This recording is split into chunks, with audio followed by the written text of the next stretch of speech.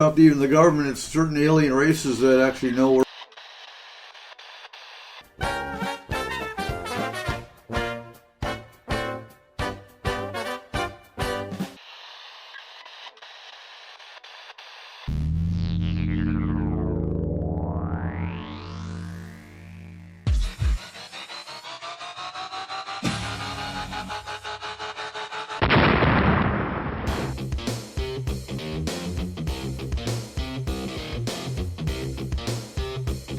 This is S4 with your host, Eric Cooper.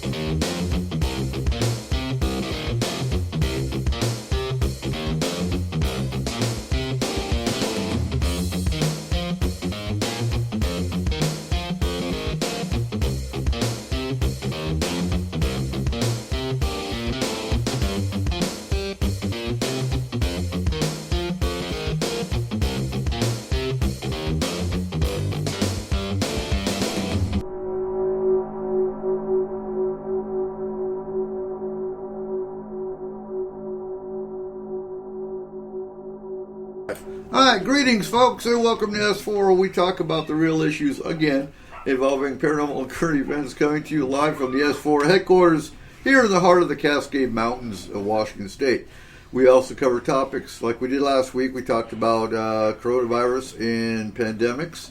We talked about disaster and terrorist response, the preparation, veterans issues on Memorial and Veterans Days. But tonight, it's going to be real different. So it's the 8th of March. And hopefully you sprung forward. Tonight we have Josh Hamilton from Cryptomnesia and Dead Man Radio. And we're talking all things alien races, but we're talking about some specific races tonight. Tonight's going to be different. We're going to talk more actually about some specific races that were involved with religion. So tonight, take the religious hat off. Try to. I know some people are so embedded in their religious beliefs that they just can't imagine anything else. But I want you to take that religious hat off and think about this with a completely open mind, like you had never been taught religion before. That's hard for people. I got that. We're good. What that? Honestly, the human race, and Josh, you can jump in at any point in time now. But honestly, the human race is weak in that it has to have something to believe in. Now, even atheists, and I'm going to piss people off. But even atheists believe, and this is a bad analogy for some, but they believe that if they are going to flip that light switch on, the light's going to come on.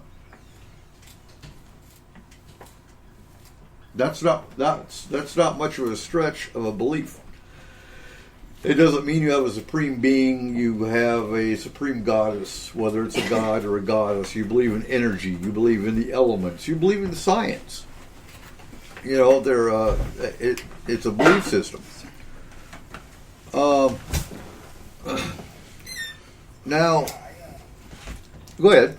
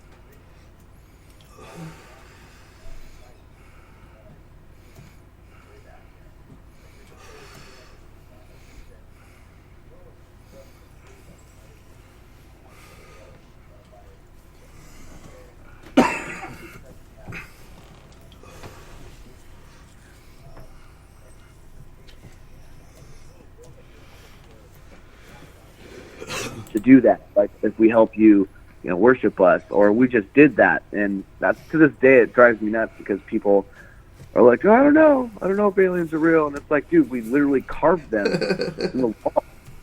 It's like we're in such denial that, but I feel like the roots of it has been from the fact that we've actually made contact a long time ago, and we were just like touched by it. It was divine, and we were so in awe that we made kind of a religion out of it. And through the times and the years and the decades and eons, it's just been warped, and that's what happens with like myth and legend. As stories get passed down, they just get watered down. But I feel like at the root of it all, religion has a lot to do. I've always felt like if you read the Bible, but you read if you read it metaphorically, and if you look at like Noah's Ark and how it had all of life, I've always thought that was almost like a mothership that had DNA, or it just always, if you read the Bible with that mindset, it seems very influenced by aliens. Do you like to research stuff? Oh, I love researching stuff. Look up the Gnostic Bible. Ooh, I will, because there's something called, I haven't found it yet, I haven't looked for it yet, I've been doing, I don't even like calling it research because it's just watching YouTube videos. That name bothers me. Huh? That name bothers me. The Gnostic Bible? Yeah, because I think agnostic, and I don't think they have a Bible. No, this is just GNOSTIC. Now, for listeners that really want to get deep down the rabbit hole that we're going to be talking about tonight, go look for a YouTube channel called AS Alpha Sierra space Alpha Hotel Kilo. It stands for, I said it wrong. DS. It's Dante Centauri, and the AHK is Alien Humankind. Now, if you're going to do this, scroll all the way to the very beginning. It took me 6 months, and I wish Markham was here tonight, but he can attest, it took me 6 months to watch every video. And that was, oh my God, I wasn't getting much sleep because I was watching the videos. Now, if you watch his videos, they are very cryptic. Ooh, I like it. Oh, no, you have to watch them to understand the cryptic part of it. They're meant for certain people. Now, if you pick up on the symbolisms that he's talking about in the videos, or showing in the videos, they are movie clips. They are. You have to watch. You have to watch a video to understand. Now, I know a lot of our listeners didn't get to hear the first part of the intro because for whatever reason we had technical issues, which we kind of knew we were going to have technical issues based on this topic tonight anyway. No, I'm not going to lie. Every technical issue we've had so far is probably me. Okay. I'm having issues tonight. I'm sorry, guys. By the end of the first hour, everything worked out. And that's fine. You know what? That's fine. But for those that missed the first part, Dante Centauri is, I can't remember if he's Ukrainian or if he was in Russia. Russian. No, he's Ukrainian. I believe he's Ukrainian. Yeah. Depends on how much vodka he drinks. If he drank enough vodka, now he's Russian. Okay. Oh. But he made a friend named, I'm going to butcher it again, for the second time around, Petrie. Anyway, he made a friend. Some of those names are really hard to pronounce, man. They're weird. But they were supposed to go to this guy's house, or his dad's house rather, and clean out his basement. And when they went to the basement, there were all these boxes full of stuff, and they started digging through the stuff. and they found a whole bunch of KGB stuff. And after talking to his dad said, "Oh yeah, I forgot about all that stuff. Whatever." And they asked him, "Can we have it?" And he said, "Yeah, by all means. I've been retired from Russian government for 20, 30 years. It doesn't mean nothing to me." As he says, "Never go to the basement." And so they started looking through this stuff, and they found the ARB, the Alien Races book. You can find the Alien Races book in the Forest Moon Paranormal Files. It's a free book that is supposed to be translated from Russian into English, and it's, 60, 70 different races, I think, isn't it? Is that kind of like? Is that kind of like the? Not the Project Blue Planet. I can't remember which one it is, but is that kind of like the? There's another one like that, right? Where there's dude, that's his book. They took his book and they sold it. That's the same book. So we're talking about the same one. Yeah, it's the same book. Oh, okay. Yeah, I've actually read through that, but I don't know how. And if you go on Amazon, you'll find his book for like $50 or more, because people take his material and they basically steal his material and put it on Amazon for $100.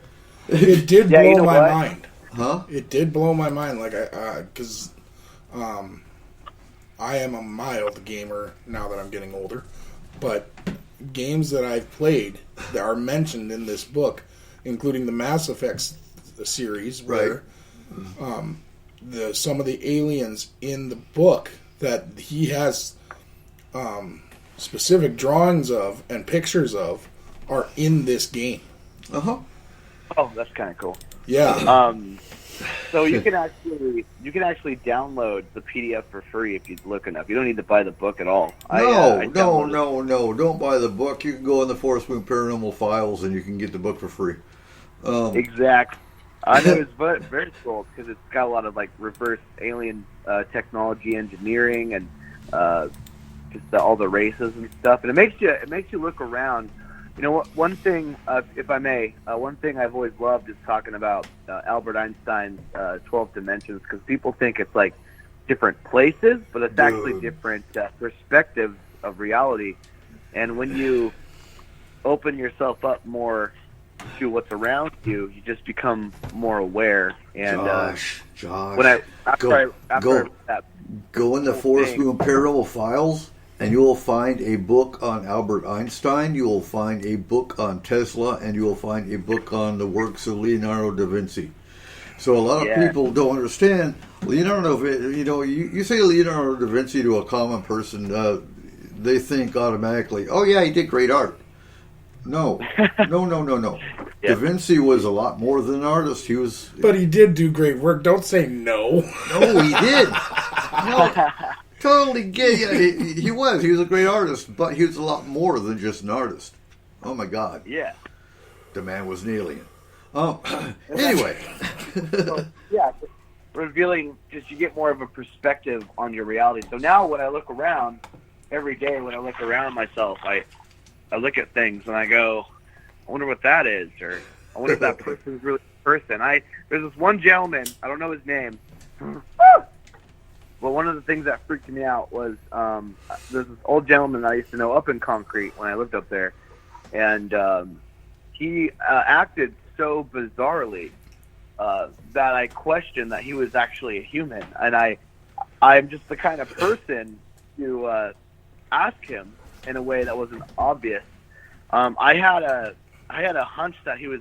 This might be kind of far fetched for some. I feel like for you guys not so much, but for some, I was actually convinced he was a lizard person. He had so many.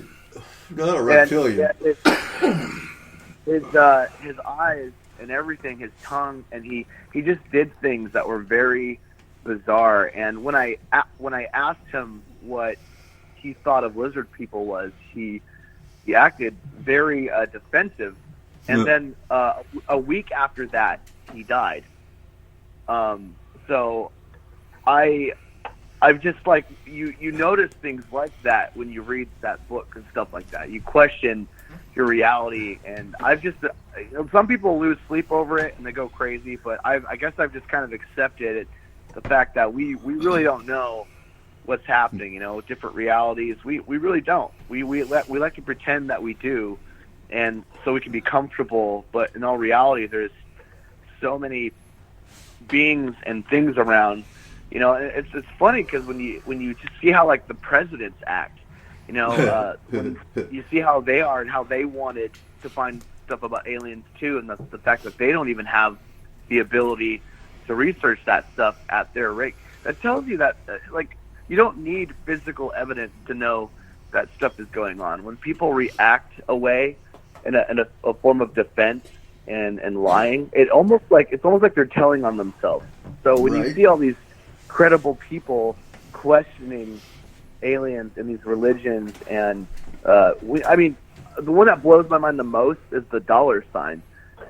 The dollar. The dollar is like the most right under your nose thing I've ever seen in my life. It's just got the eye, the pyramid. It's got, in God we trust, and in God we trust really feels very influenced by a being from above. 52.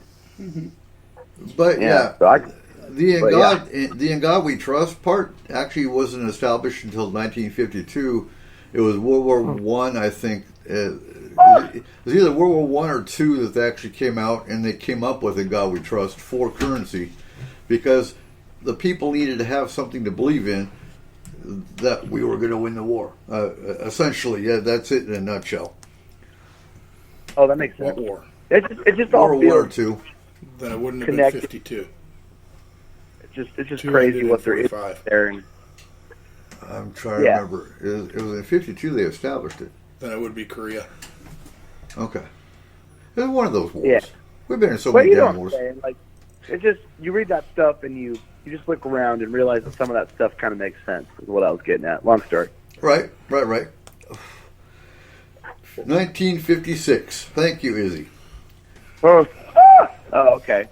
Now, in this box of stuff, besides the ARB, were like 2 or 3 other ancient texts. And this is where you're going to take your religious hat off. So, what if, just what if, Jesus Christ, whose actual name was Dor Christulus, was an alien race called the Charistus. K-A-R-I-S-T-U-S. Oh, Now, that's interesting. the Charistus race was at war, and they still are, with several different very malevolent races, 2 of which are called the Velash, Victor Lash, just Velash, and the other one is called Mater, and they have a whole bunch of allies. And this is where the religious side of it comes into play, because if you look at the name of this alien race of Charistus, you can very easily translate it over to Christ. Yeah, I was just going to say that.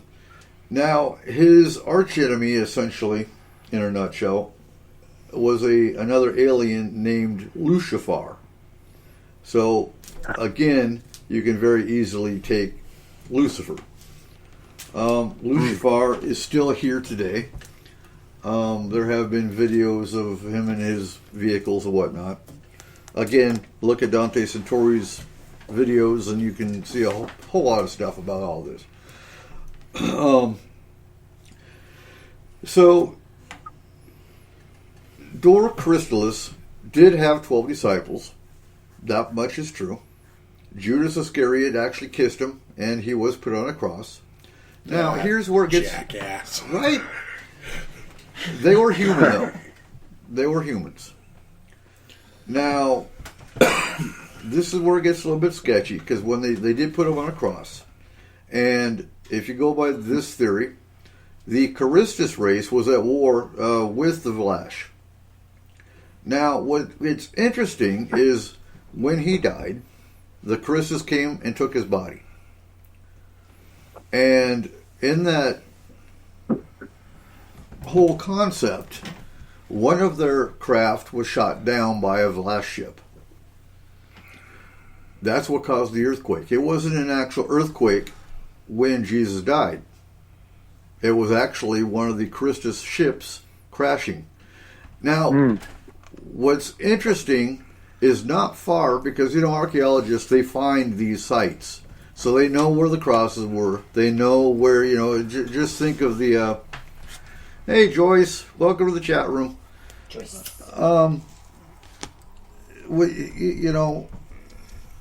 Oh God, damn it. What was the, I'm trying to think of the... No pun The intended. veil? No, not the veil. I was just thinking about this earlier today because I was thinking about things for the show.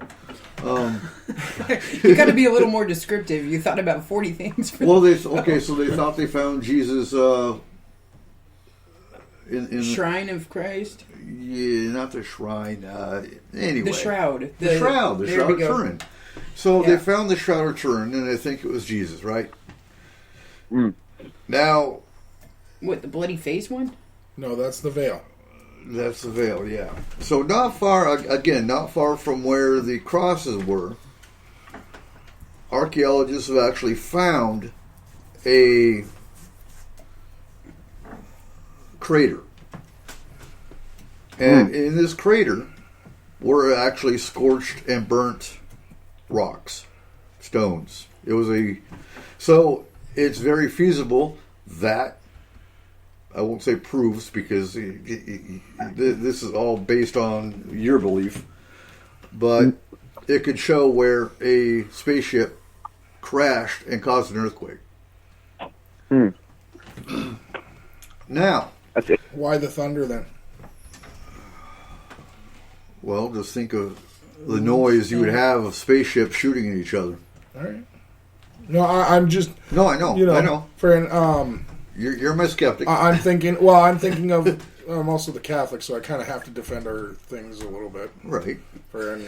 So you said take off your hat. When you see All lightning, all I saw was the Pope reaching up and setting it down. but when you see lightning today, when you see clouds, when you see lightning going from cloud to cloud, that's not always natural phenomena. Because these wars are still going on today. Some of it is. I'm not saying, it's all aliens up in the sky shooting each other. No, not at all. The one that weirds me out is ball lightning. Huh? Have you seen that ball lightning? Yeah. That one weirds me out. Yeah. I don't think that's natural. It's not. Fair But anyway, so sorry. getting to now with religion, had Jesus not risen from the dead, where would Christians be today? It's Sunday. We'd be probably. at church. There wouldn't be really. Yeah, there would, because we'd still be Jews. This is true, Well, okay. but it would take a lot of the religious aspect out if Christ had not risen from the dead. Yeah, because that's one of the biggest That's things. Right? that's one of the biggest aspects of Christianity. Not necessarily. It's more of the fact that he died originally for the sins. So I believe there would still be Christianity. We just wouldn't have Easter. It wouldn't be as devout, but it wouldn't be as devout either, because you got the miracle of him rising from the dead. Yeah, but you also got a whole bunch of more miracles before he died. Because he's an Do alien. you? Of course, an alien can. Do you? I don't know. So Exactly. He healed Okay, leprosy. I'm sorry. I'm the bad one to talk to about religion. Okay. I am straight up agnostic. But so- he did heal leprosy. He did turn water into wine. There's a lot of miracles remember- he did. Did he? Yeah, Did he really? according to the book. Were you there? No. trying to hang our religious hats. Okay. But yeah, so you have the fact that he still died for sins. So I can see him being worshipped for like taking the fall, the hit for us. Right. But yes, I think it was half. Like I think it's hard to say because we don't have a time machine. But I do feel that people would still find ways to try to worship him because he took the fall. But that whole thing where the miracle that really gives him that divinity might have played a huge part in it too. I don't know how much. Okay. We don't know how much, but if you take that away, then yeah, that's definitely like half of it. I to a degree. honestly, truly But don't believe that it is. Because as we've discussed, I am a Catholic. I am God fearing. I believe in Jesus Christ. I actually do. But here's the thing. Okay. When I used to go to church as a kid, I always thought at Easter, that's an incredible story. The actual story of Easter, starting from Ash Wednesday, is an incredible story. But once it gets to the point where he died on the cross, I kind of ignored everything else a little bit. Because after that, I kind of got like, all right, well, now we're pretty much a cartoon. This is unbelievable. Him dying on the cross, being stabbed with a spear, having lunch with his frickin' friends on Friday. Yeah, I get that. Once we get to the point where he is rising from the dead, nope, that's a frickin' zombie. We don't talk to that. Yeah. and you look around you today, and you look at the things around you today defy science, and the only thing that defies our science are things that we can't understand. So if it was truly documented that Jesus rose from the dead, then I would say that there is definitely something more going on than just, humanity. And I've always thought that we're all saying the same thing. I feel like religious people are saying it's Jesus, and we're saying it's aliens. But I've always looked at it like the same thing. Like, what if in the future we found out that Jesus was an alien, but people fear? But in all reality, what is anyone afraid of? Because all it is that both sides are right. It's just not the perspective you thought it was. Right. So, so it doesn't really change the story. It doesn't change the belief. It just means that he was an alien instead of a god. And I've heard a lot of religious people say that God was never truly a man. It never occurred to them, but yet some divine being or source from some other level, I know that most people that are super religious don't actually believe there is a massive invisible man in the sky, but some divine being. And if you really put both, as you said, hang your hat up with religion, and if you look at both sides, I think people get very political with it, and they feel more like we have to defend what's been said. But the only thing that has not changed in this world, so science has changed, technology has changed, but the only thing that hasn't really changed, I mean, they've done a lot of rewrites, yes, but the source of religion has always been very ancient and sacred to us. And we just hold it to what it is. But I really think that we would all get along if we just tried to put the two together. But aliens are such a taboo still that if you try to tell anybody that Jesus might have been an alien, they'll think you're insane. But at the end of the day, it's funny because they say you're insane, but then they back up that Jesus is a zombie, and it's very contradicting. So that's when things just don't make sense. And I've had to grow up and realize that there's a difference between people that are religious and just extremists that make no sense. Same with scientists too. I'm not just saying for religion. I mean, there's people out there that ruin the name of what you guys and I do. We love the supernatural and the mysterious, and there's people out there that look like total nutcases and they don't help us. So no, not at all. But, but in all fairness, people think I'm a nutcase anyway for believing in aliens. Period. Yeah, I mean, me too. But oh well, people suck to a degree, so screw them. Absolutely. But that's what I feel. I feel like it's all the same. Here's the ones that annoy me the most are the ones that sit there and say, "Well, aliens are actually just demons." I've had that. No, actually, they're not. But yeah, demons are demons, aliens are aliens. They're completely separate races. What? Are you sure? I'm positive. Absolutely. There's no demon aliens? I'm absolutely positive. Okay, no, honestly, there's no demon aliens? Demons are from Mars, aliens are from Venus. We've dealt with both of them. Sorry. So, to keep religion from essentially stopping as far as the Vlash were concerned, the Christus came and took Dor Charis's body. Dor Chrysalis' body. So now they're body thieves. They are. Those They took their own back up to their ship, and that would have been the end of it.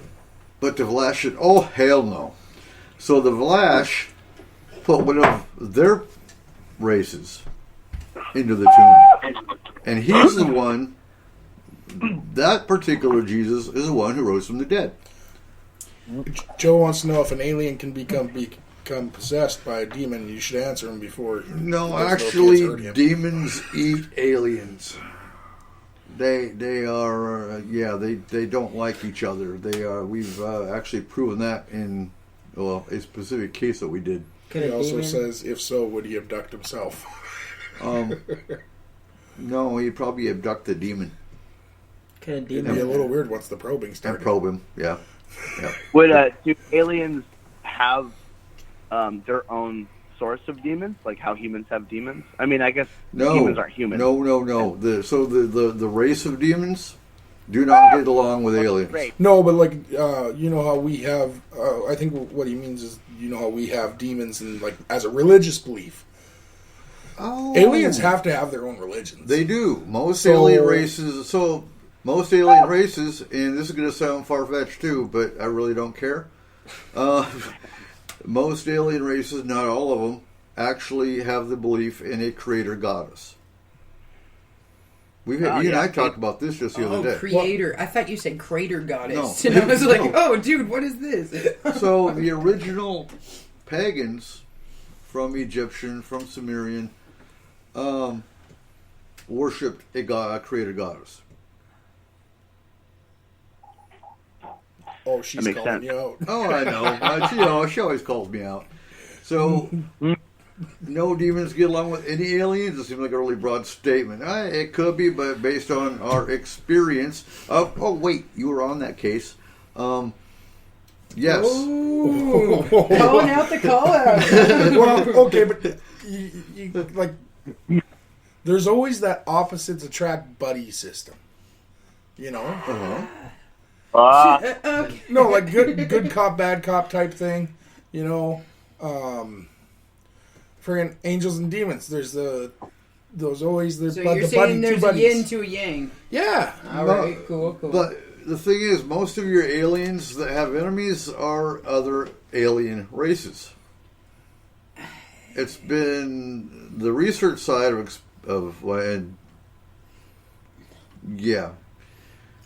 Makes thinking you here. wonder, aliens have a creator themselves, because with the whole religious thing, my belief is that we are a product of aliens. So like how religious people say that God made us, I actually hear that aliens made us. And when you research with like the Anunnaki, who supposedly are one of the races that made us, and then you hear like scientists say that the human DNA is almost too perfect, as if they were actually constructed.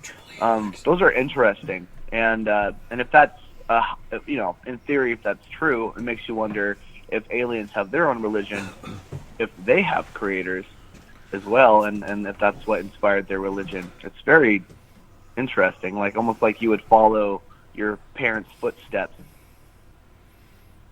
in a sense. Does that make sense? Shit. So I want to clarify something. So the Anunnaki are not alien. The Anunnaki were gods. In fact, the Anunnaki were not taller than humans. They were human sized. They were not alien. That's, you see that, and I'm going to be the one that goes against the grain, because you see a lot of different alien researchers that are saying, oh, the Anunnaki were aliens. No, they actually weren't. The Anunnaki were gods. They were gods of ancient Sumeria.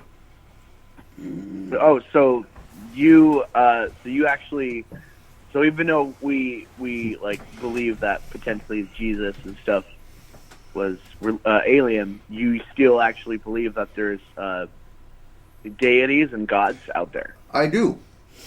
I just don't believe there's one. I believe there's multiple gods and goddesses. Yeah. Oh wait, I should have known that because you are Wiccan. No, I'm not Wiccan. I'm pagan. I mean, sorry, not pagan, right? No, which one was it? I'm sorry. I'm wrong. Anyways, I can't remember what we talked about with that. Oh, no, you're fine. You're fine. So... I thought something like that. But people that are spiritual do believe multiple, and I think it's just the matter of how we always think we're the center of the universe, also with how there's only one God. And there's other religions out there that believe multiple, but for some reason, people think there's one. And his name is God. Right, so, right. But I mean, you look at Thor, Zeus, you look at Lilith, you look at, you have multiple gods and goddesses that actually have a name, not God. I think Christianity is the only one that's got God. God. Steve. Huh? Steve. and just because they're gods, they wouldn't be aliens. Like there You are. know- So what is a No. god to your? And I'm just curious. Obviously, I'm just wondering because I've never heard. This is the first time I've heard this. I've always thought it was aliens or God, but it's both. What are gods then? What are they like? If you could explain that. So, different gods are part of different cultures. They are supreme beings, essentially, whether they're a god or a goddess. They're divine. Easiest way to explain it, I guess. Well, They're their own... they'd be considered another race, like another complete on their own race. Like they are. There you go. Yeah. Okay. But they are from Earth. Yes, that's the difference. And as far as we know, they might And not that's even what- know themselves. Okay, That's what but- makes them not alien because they're still from here. but Right. somebody had to create the creator. Okay, when I'm Not always. like it But had that to, doesn't make them aliens from because, somewhere. and that doesn't make them alien because aliens that's good. are off-worlders. No, totally. This is But I mean, like, very fast. okay, if we're all created, right, and according to the Bible, if we're taking the Bible and we're going to make this and say that this is a race of these people and this book is based off of their control over us and everything else, right? So it states, like, in the beginning that God, who in this case would be a Christus or whatever. Christus, right? Yeah. Created us. Christus didn't Right. create us either. Now, there is speculation on who created the humans, whether it was alien or whether it was divine. Someone banged really hard and it got made. Some think it was the original creator, goddess, that created many of the alien races as well. Could there be like a alien race and another alien race, like hybrid, like Did- predator and alien? Yeah, they're here too. But then they become like their own race, like their whole like own thing. No, so once hybrids, I'm trying to think how to explain that. So hybrids are a mix mash of human alien, and if you go Yeah, by but there's going to But be that alien. can that be alien. can that go That can between go different races farther. of aliens? yeah, but Okay, so if like let's say two different families of each of those species created one, a male and a female, let's say, and then those two, that male and the female, created their own, they would still be a hybrid though. but that would be But a that would hybrid be a race. hybrid race Right. based and off of it would the be a creation of a new race. Legitimately, that's how you do it. Yeah, true. Well, there's a few more steps involved, but No, that's Good it. question. Good question. You finally speak. Welcome, Jada. They're good. I'm digging this. okay. So I'm going to go off on a weird tangent. If we're going off on weird tangents here, Oh, we've been on weird tangents all damn day. I honestly don't believe that human beings. Okay, so I think we are biomachinery. Okay? Okay. I think that we were created kind of like, if you go off of like Star Trek or whatever, you got like data. Okay? So we were created by something as biomachinery. Oh shit! She just went Matrix. No, but No, you know, no, but I'm serious because of the way that our systems and everything work with each other. Okay? Well, that's, And we yeah, that's- really are too perfect in the way that we can fight disease, in the way that we can do this, in the way that every system has a backup system and everything else. Really? So, You had to start with fight disease. it's true, man. Is it though? Is it That's really? kind of what I'm saying It is. earlier. Say it again, I feel Josh. like I was saying that's kind of how I felt. That's what I was saying earlier, like how people believe that the DNA is almost too perfect, and we've seen that. And if you really look at everything, like there is purpose, and in everything, there's food to eat. There's, we have to. Our whole body has it's so advanced that we can't even understand it. Like even our brain. So the fact that we're so well constructed and everything has so much purpose behind it, when you add purpose to stuff, I really feel like that means that something was meant to be, So it's interesting to think of like why we're meant to be, or why, But purpose, everything has purpose, and everything does. It's crazy. So that's what's interesting about it, and that's what makes it feel like somehow we're kind of constructed in a way. Yeah. What if our purpose is to like become an alien? Like all aliens, Okay, right? so- We used to be like humans, but since they've been here before our generation of humans, they've developed more, and then the planets that they've been to, they had to evolve, so they like inject themselves with stuff or something, and then they become an alien race, but they were originally humans, and over the years of them keep on breeding each other, they forget that they were human, and now. So most of your hybrids today don't know they're hybrids, and we've actually found that out through cases we've done. Yeah. In that, we had a case here in the States where the daughter was a hybrid, and she didn't know she was a hybrid, but the mother and father had a suspicion she was, because of the timing of the particular abduction she had experienced. Interesting. And they were asking, do we tell her she's a hybrid, or do we let her find out on her own?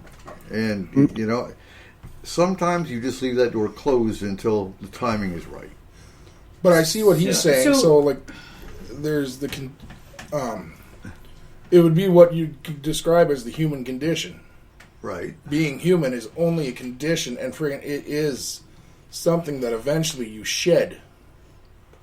Have you guys heard the theory that we're actually like flawed to the point where we're actually I can't remember where I read this, but in some places scientists have claimed that humans are flawed in the sense that we're actually supposed to be immortal, but we're not. So like there's actually a way and what was that? That was someone's phone. And I think I know whose. Way to go, Eric. Oh, I forgot to That turn my sounds damn great. phone off. thought I won something. But so like I thought that was interesting because they say by 2060 they would actually have the capabilities, but it would be only available to the filthy rich. Which, as much as that sounds lame, it's actually kind of a good thing because if everyone could be immortal, that would suck. But I wouldn't But want to be that's- immortal. that we have that in us that we're supposed to be, or we are genetically designed to have that as a almost like an upgrade in a way, So it's kind of interesting that our body's our anatomy was supposed to have that capability, or we're supposed to, and that's what kind of adds to the whole like bioengineering feeling concept. But here's the difference. We are immortal to an extent in the extent of reincarnation. It doesn't mean your body is immortal. It means your soul, your Your energy. your energy matrix is. I want a That's- form of immortality. Like Deadpool? Huh? I want the ability to not die from my own stupidity. Right? Well, that would Only old age. that would take away Murphy's Law. That's kind of Oh, what I yeah. want. Sure. Okay. Yeah, being immortal. It's more popular than bills and government stuff.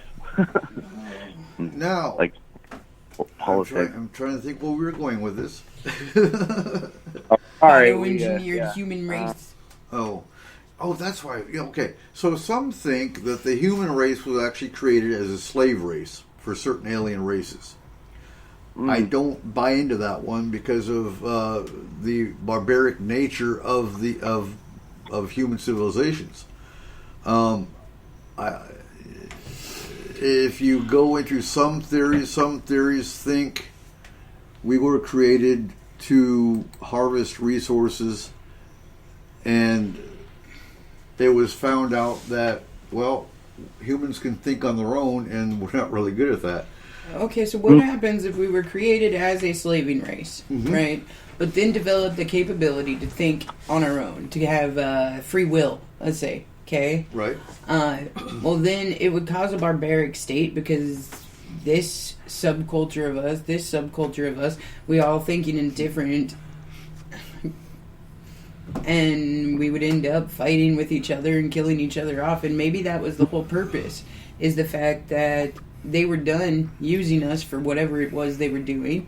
So they built this religion into us, this other stuff into us, to make it so that we kill each other off and they don't have to worry about it anymore. Yeah, it makes you. That's interesting because how in religion there was the flood that cleaned us all up again, and then there was the asteroid that destroyed, supposedly the dinosaurs. So there is a repetition of us getting wiped out and coming back. And what's cool about that is, and I see what you're saying, with maybe how that won't be, but it makes you also wonder, like, about all these secret agencies that humans are just not allowed to know about. Like, that's like our own presidents aren't allowed to have clearance to reach any of that stuff. And it seems like almost like if there is any alien bases or technology or anything going on, it's almost like we don't have a say in it. And so in a weird way, it kind of feels like that would make sense that we were a slave race, because even though we're able to speak for ourselves, there's also the big illusion of us like having all this ultimate freedom when really we don't, and I think this is a theory. That's an interesting concept to think about, how maybe they really are in control, and there's that whole illusion that we're free and we can make our own dang it, just having a brain fart. It's like making our legacies and making businesses, but at the end of the day, there is like an ultimate, ruler or power that is out there, and no one knows what it is either. We have concepts, and like you probably know a little more than I do when it comes to that stuff. But like when I look at it as a pedestrian, like how the president can't even do stuff, and there's those secret agencies that we don't even know the names of. It definitely creates in theory, it does create the possibility that we're just in that illusion that we are in control when really we're not. So there are. Sorry. No, you're fine. No, it's not you. I'm thinking.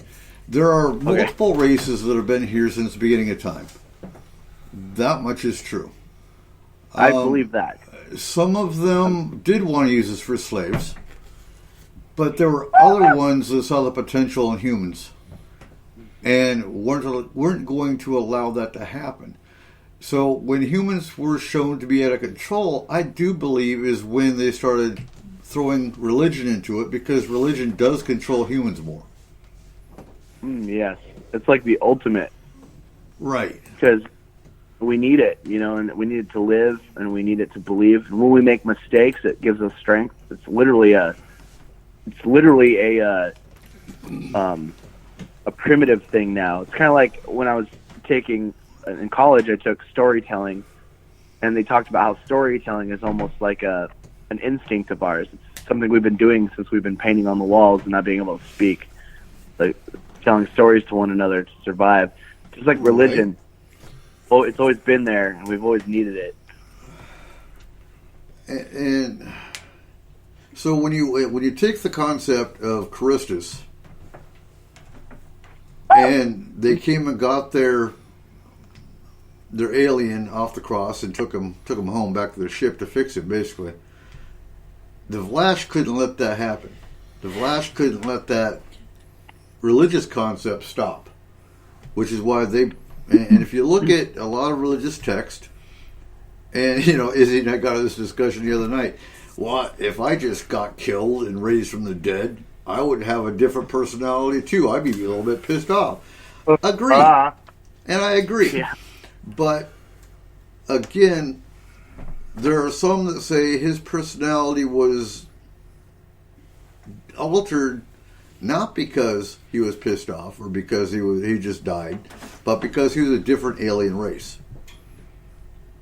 That makes sense. And with that, we are going to go to our first break, ladies and gentlemen. We will be back. You are now listening to Josh's band, Cryptamnesia and Poltergeist. You are listening to S4 on Spreaker.com.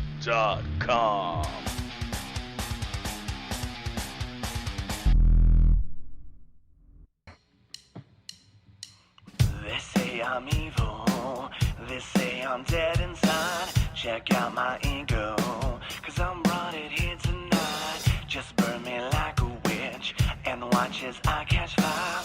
But I cannot die, I am your poltergeist.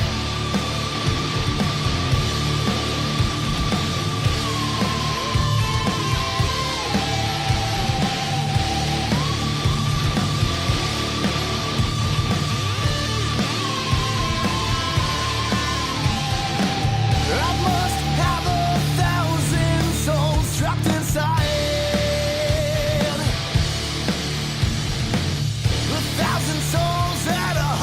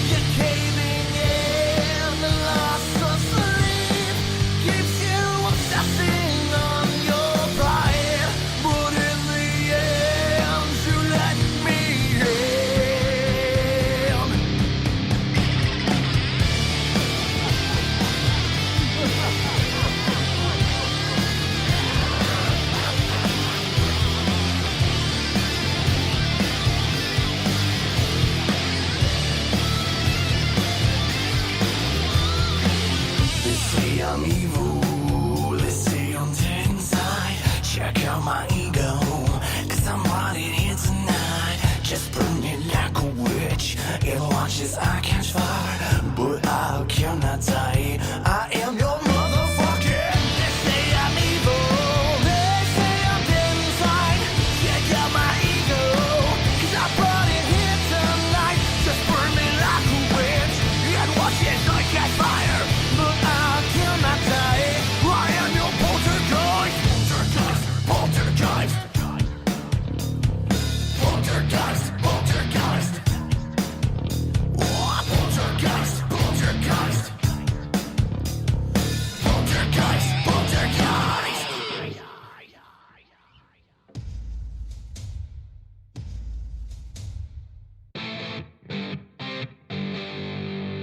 Welcome back to S4 with your host, Eric Cooper. Welcome back, ladies and gentlemen. Do remember, me and Eric will be at Seaside, Oregon for the Oregon Ghost Conference, March 27th through 29th. You'll also see Kayla there, and Izzy. So, I know she doesn't come on the radio very often, but she's always in the chat room with us. She never comes on the radio. Well, she's always in the chat room, though, helping us out, keeping you honest. So make sure you guys join us there. You can get your tickets at OregonGhostConference.com. Make sure you come and check out our booth and come buy some of our merch that we're going to have there for you. And there's going to be some great speakers. Mike Morin will be there, Ross Allison. It's going to be a great event. So March 27th through 29th. And I want to clarify, as of right now, I know a lot of people have been asking, a lot of people are worried about the coronavirus. The Ghost Conference is a go. It is still going. A lot of I gotta announce that because a lot of conferences have been shut down. Well, because they're scared. But it's hard to get coronavirus from a ghost. It is. So I would think. they wash their hands.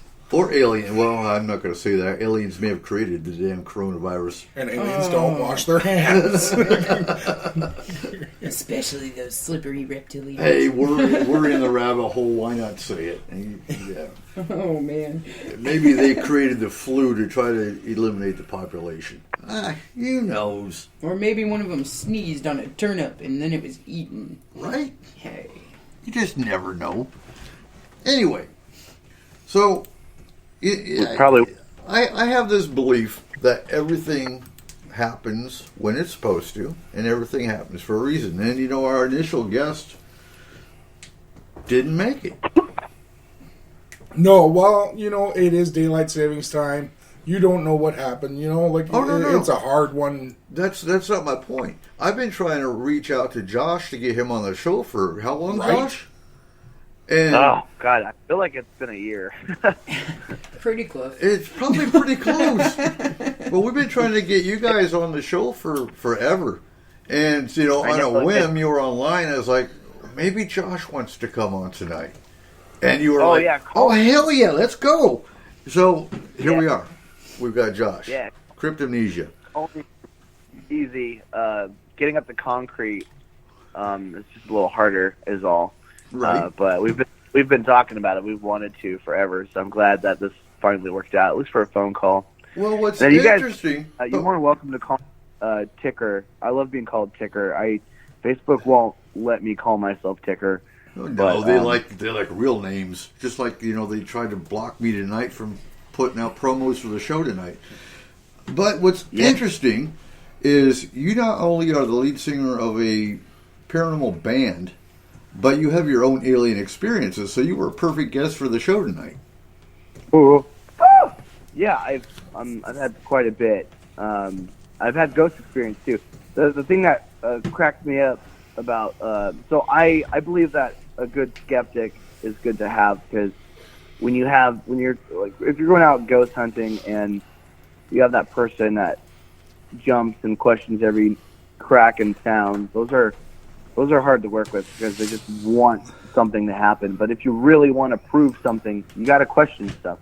And I get that, but before I get to my alien stuff, when I was 12 to 13, I did witness stuff flying off a table. And I know when people hear that as skeptics, the first thing they always say is, "Oh, they flew off the table. What if they fell?" No, I mean, I'm talking like a table in the middle of the room, hitting the side of the wall, about 6 feet away. Like, I've seen that, and you can't explain it, but it happened. So that was actually what got me into ghosts specifically. But I was open-minded with everything really early. My first supposed experience with aliens was when I was 4. I have these medical documents here. I still have. So I went to a lot of mental institutes, not because of that stuff. I actually was just very violent when I was a kid because people were picking on me because I have Tourette's. So I had to go and get a lot of therapy. But when I was 18 years old, I was allowed to read the documents, and I have tons of memories of like the whole typical white owl in my window. I remember looking around. I never went to bed at night. I'd be up until 4 to 7. And I had dreams. And I remember the dreams, all of them very vividly. And the dreams were always of me dreaming of like UFOs in the sky. And then it got to the point where it was very deliberate, like they were trying to contact me. The first one that really hit me was when I was 7 or 8, and I was just laying out in the field, and I was looking up at the sky, and I was just enjoying, like in my dream, I was enjoying the night sky, and then something as big as like a mothership went over me, and it had this big green light in the middle, and it pulsated when I heard a voice, and it deliberately said, "This is the only way we can contact you through your dreams." And that's when I woke up and went, okay, this is weird. Like, why am I having reoccurring dreams of them deliberately trying to contact me? So that's when I started becoming very interested into the supernatural and aliens and doing research. Because when you have things like that, you want to check it out. You want to research. Kind of like with Tourette's. When I found out I had Tourette's, first thing you want to do is research it and understand it. So to this very day, I'm 31 years old, and I still have dreams of aliens trying to contact me. I have sleep paralysis, so I've had one of those quote unquote nightmares where I'm witnessing things in my bedroom, but I've seen a gray in my bedroom and bend over and whisper something in my ear during an episode, and I've especially up in concrete, as I was telling you earlier, I had probably the most bizarre experiences. I've had a mark on my leg since I was a kid, and I told my fiance about it. And after I had this dream where that feeling where, when you're about to fall asleep and you twitch and you kind of jump and startle yourself, I had something like that where I was in that mental state, and I saw the window, like I almost like dreamed that the window that really is in our bedroom bursted into light, and it felt like someone grabbed my arm and almost like pulled me through the roof. But that made me wake up. So I woke up in bed with that feeling. It was very bizarre. So without any answers ever, I've always just had very consistent, and we're talking 2 decades now, of consistent alien dreaming with no real like answer except what possibly might be going on. So it's just been an interest of mine. And is that the inspiration? I know you guys haven't done any alien songs, but is that the inspiration of Cryptomnesia? Was your paranormal experiences? Yeah, and we do have. I've written. So me and the guys are always a couple albums ahead. Even though we're in the middle of mixing our EP now for Isolation, which is about when I was dealing with that kind of isolated institution stuff. There's actually several songs coming up that are alien influenced. And awesome. There's something I'm going to be doing in a lot of my films that's going to be kind of like for people to look into. I'll just tell you guys, I vowed to not tell anyone in my group or anything because I want to see if they pay attention. But for future projects, I'm actually going to be putting 2 guys in alien suits in the background of all my videos. Hey, I want to wear it. I want to wear the alien costume. Yeah, and just because of with that prop thing, I wanted to kind of see if people see them like way out in the distance somewhere doing something for shots for videos and stuff like that. But we have a song coming out a few albums from now called Exoskeleton, Ooh, cool. which is going to be alien related, and several others. Right now, we started small with the ideas. We wanted to get the sound down. So, like, Bump in the Night is the EP that we currently have, and that's the song Bump in the Night is just about things that go bump in the night. Right.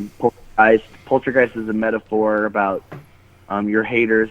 So, like, you can't kill me, I'll just keep coming back. Kind of like a poltergeist. They're not easy to get rid of, supposedly. Right.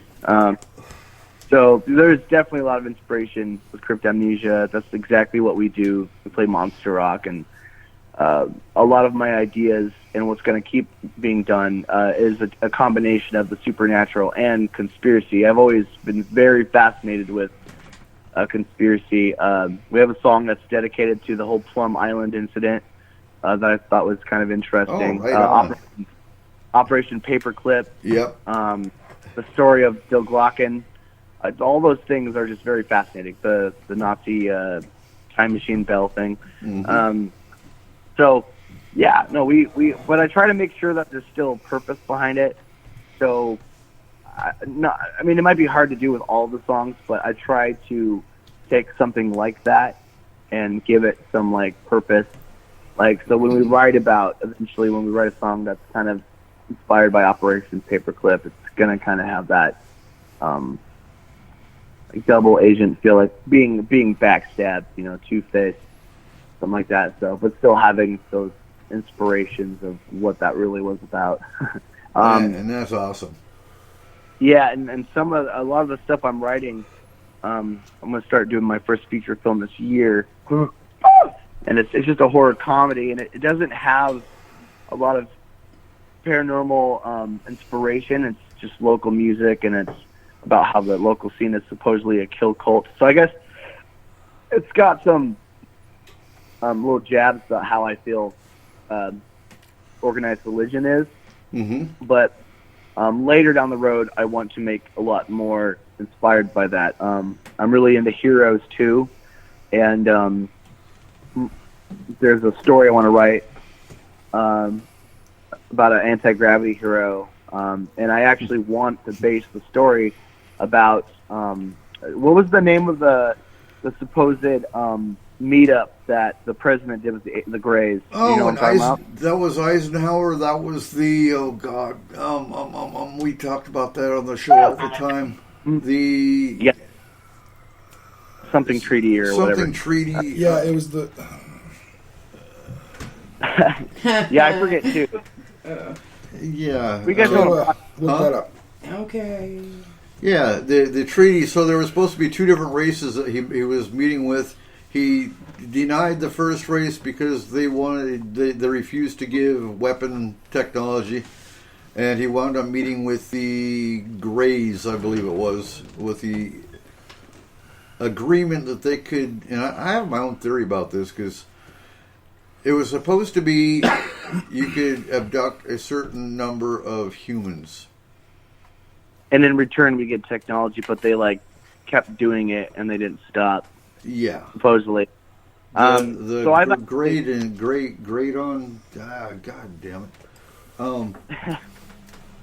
Yeah. Josh, I'm a little mad at you. Huh? I just found something out. What?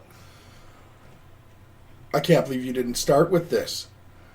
Cryptamnesia what? will be in Rockport July 25th for our local listeners. Are you Yeah. serious? Yeah. Oh yeah. They will That be just at happened. They will be at the Rockport Bar and Grill, July 25th at 8 p.m. They are playing with Northern Savage. Yes, we're gonna go up there and play. Right Sorry. on. We will be there. Yes, we will. Awesome. Put Awesome. that up. Put that on the calendar.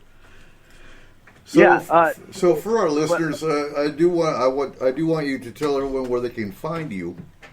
But we're always going to play, and if it's okay with you, we are always going to play a Cryptamnesia song on every break that we do, whether it's something new. And we're still waiting for your media kit. Yes, yeah. You got to get a press kit. absolutely. That's going to have a lot of goodies in it. We only send it to radio shows and newspaper, online articles that we are connected with, and we're only going to print 25 of them for like actual, like our fans aren't a part of that.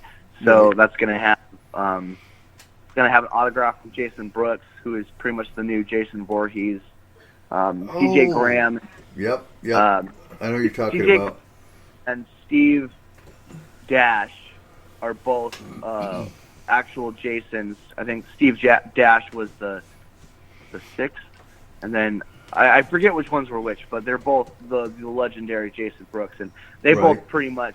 I mean, the Jason Voorhees, and they both pretty much. That's it. The Gray Otter Treaty.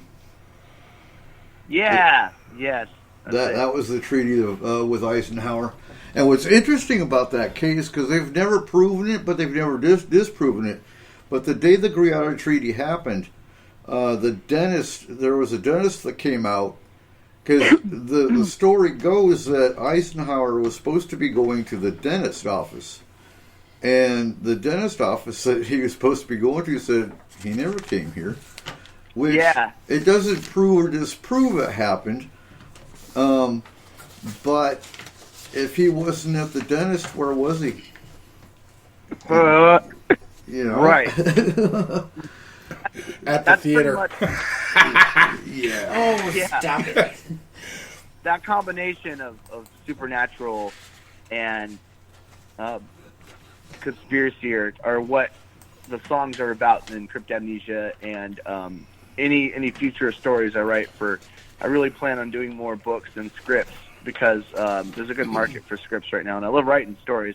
But I want to make a style that's very devoted to that, and what my purpose for that is I actually want to really push that to the public. I want, because I know that the public is driven by media, so the more they're open to those kinds of things, the more that they'll think about it. So if I get to the point where I can make some blockbuster films are inspired by these moments, it might make people more open to it. So the idea that I had for this was that the superhero was hybrid, and he was able to do some alien stuff, but he was conceived by one of the aliens that were approved with that treaty. So after this treaty, aliens start abducting, and there's a couple that can't have kids, and then the woman gets abducted, and then she's got a kid, and this alien is the kid, and he's got powers. So I wanted to create some cool ideas like that were kind of inspired by that. So it's kind of like a lowbrow, not a lowbrow, kind of like a cheek to those people, so that are hiding that stuff, so they know that people know. And anyway, absolutely, a lot of cool stuff like that.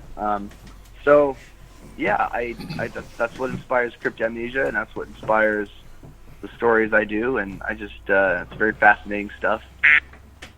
Well, I think it's really cool that you're able to take what many would see as a negative experience and for you turn it into a positive, because you're inspired not by the experience per se, but you take your experience and turn it into music, which is an art form, or a movie, which is an art form. I think that if anything, that's how you take your negative and turn it into a positive. Yeah, it's a skill that either you have or you have to gain, but I do believe anyone can do that. I think it's really hard because there's a lot of negativity out there and a lot of crazy stuff that's happening, and I can't explain it, but it just that's what it is. You just got to look at things, and you have to. People have a really hard time accepting certain facts, but when I was born with Tourette's, I realized I was going to have it my whole life.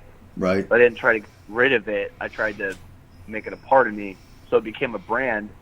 And then when you own it, and you walk into a room and tell people, they all get it. And same with alien stuff. When people want to talk about this kind of stuff, I embrace it, and I still think it's good inspiration for storytelling. And at the end of the day, I don't remember anything horrific. I don't remember any trauma if there was anything happening, really.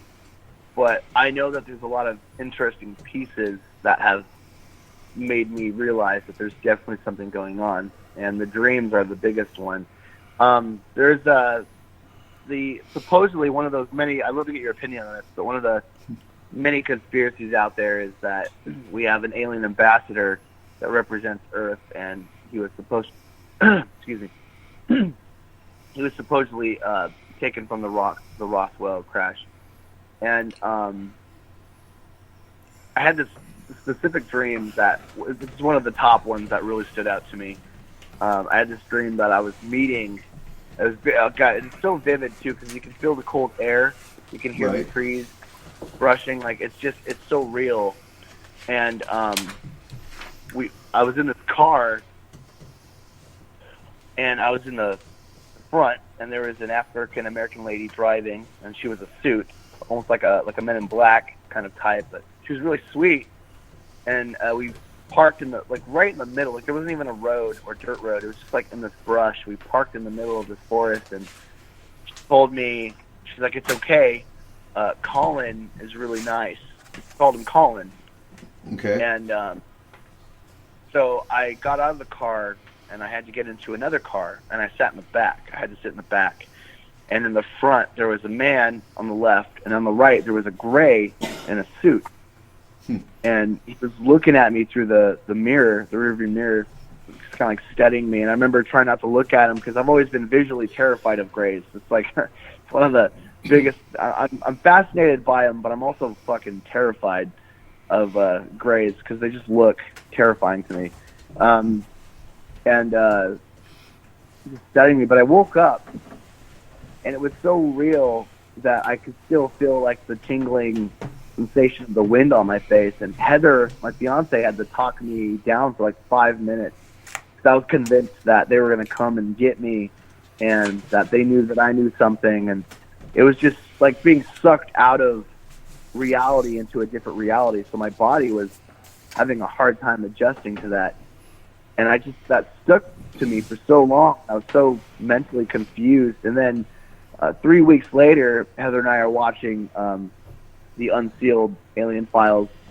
And the reason why I liked that was because supposedly, I know you have probably a lot of opinions on some of the media out there. I know it's hard to tell what's real and what's not. But what I thought was cool about the show was that they were just reading stuff off of the Freedom of Information Act. Right. So I thought that was cool because they were just like, this is what was documented by credible people. And when the ambassador thing happened, the name of the alien was spelled very bizarre, but it was very close to the name Colin, the way they pronunciated it. And for Heather and I, that was shocking because I had that dream 3 weeks before, never even heard of it. I know a lot of people tell me that things can be subconsciously absorbed. Right. But to us both, that was freaky because I had the dream and I remembered the name. And, so whether the information is totally off, it's just the fact that it was so real and that a lot of my dreams, alien-based, are so vivid that it takes me a couple minutes to realize that it was just a dream. And that's what makes it so interesting and believable. As far as there being an alien ambassador here, there's too much going on between different races. There's alien wars that go on all the time. They're not fighting Earth. They're not going to invade Earth. I firmly believe that. So I study multiple sources when it comes to alien races. I've met 2 reptilians my damn self. I shouldn't say that. I've met reptilians twice within a 7-year period of time. They're not nice. They're not. And again, which reptilian race it was, I'm really not 100% sure because there's multiple reptilian races. Just like there's 16 as far as I know, different gray races. There's only one good race that's, and I say good. I speak generalized. I get that. There's going to be good races within the bad races, just like there's going to be, so there's going to be good reptilians inside the bad reptilians. There's going to be good greys inside different. How did they get inside there? No, I'm sorry. And again, Izzy and I have had this talk. You say all humans are bad. No, they're not. There's good humans, there's bad humans. Just like there's going to be good reptilians and bad reptilians. So I don't think there's one race that's an ambassador of Earth. I don't believe that. Just because you got the Mater, the Vlash, the Mantids, the Reptilians, the Greys, the Pleiadians, the Arcturians. You've got Azazians. Real quick though. So Izzy wants to know, Kayla, you've been doing alien research this week for the show. Which one stood out to you the most, and why? Well, I've always kind of had an affinity for the Greys, just because, like, everybody knows what they are. Everybody, when they think of alien, they think of the Greys. Whitley Strieber brought that out. Huh? Whitley Strieber with Communion. Yeah, exactly. That you think of big eye, no hair, and glowy, and yeah. But Frickin' the Mantids.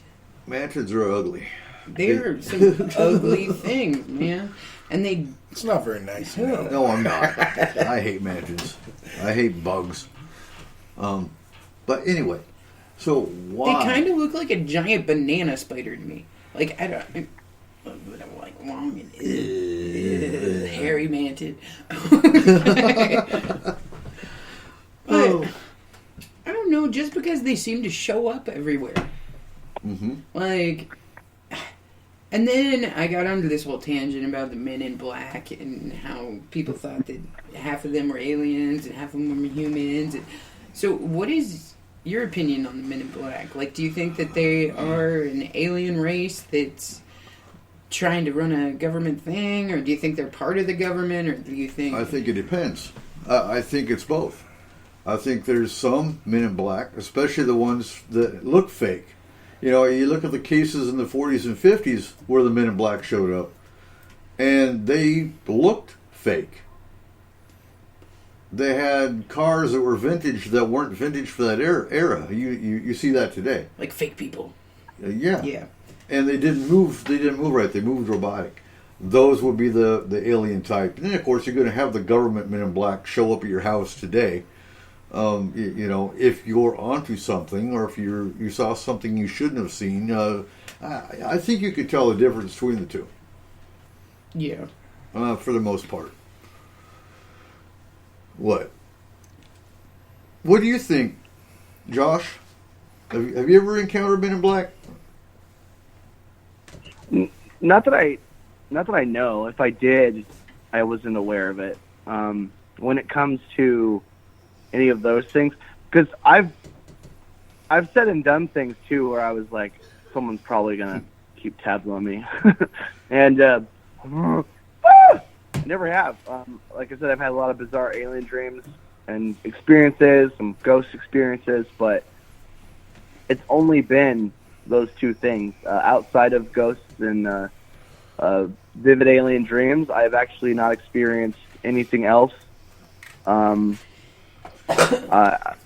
want to say somewhere in my subconscious I have a moment where I did. Actually, I do believe that I've experienced an alien ghost, or that was just a spirit that looked very much like a gray. But other than that, no, I have not. I have not experienced it. I just don't think I've done anything or been around anything to draw their attention. So what's the craziest... So how old is Dead Man Radio? You just started that, last year, right? Yeah. And what's the craziest show you've done so far on the paranormal conspiracy side? Because I know you, I know you interview bands and you do a lot for the music scene as well. but what's the craziest paranormal / conspiracy show you've done? Without a doubt, you guys. Oh God, are you serious? Yeah, we've Yeah. gotten in a good way. Obviously, I'm not saying Right. I'm saying you guys really talked about a lot of very, very fascinating things. But one of we went down the rabbit hole a little bit on that one too. we've had the actual, we've had like the head satanic temple on the show. We've had I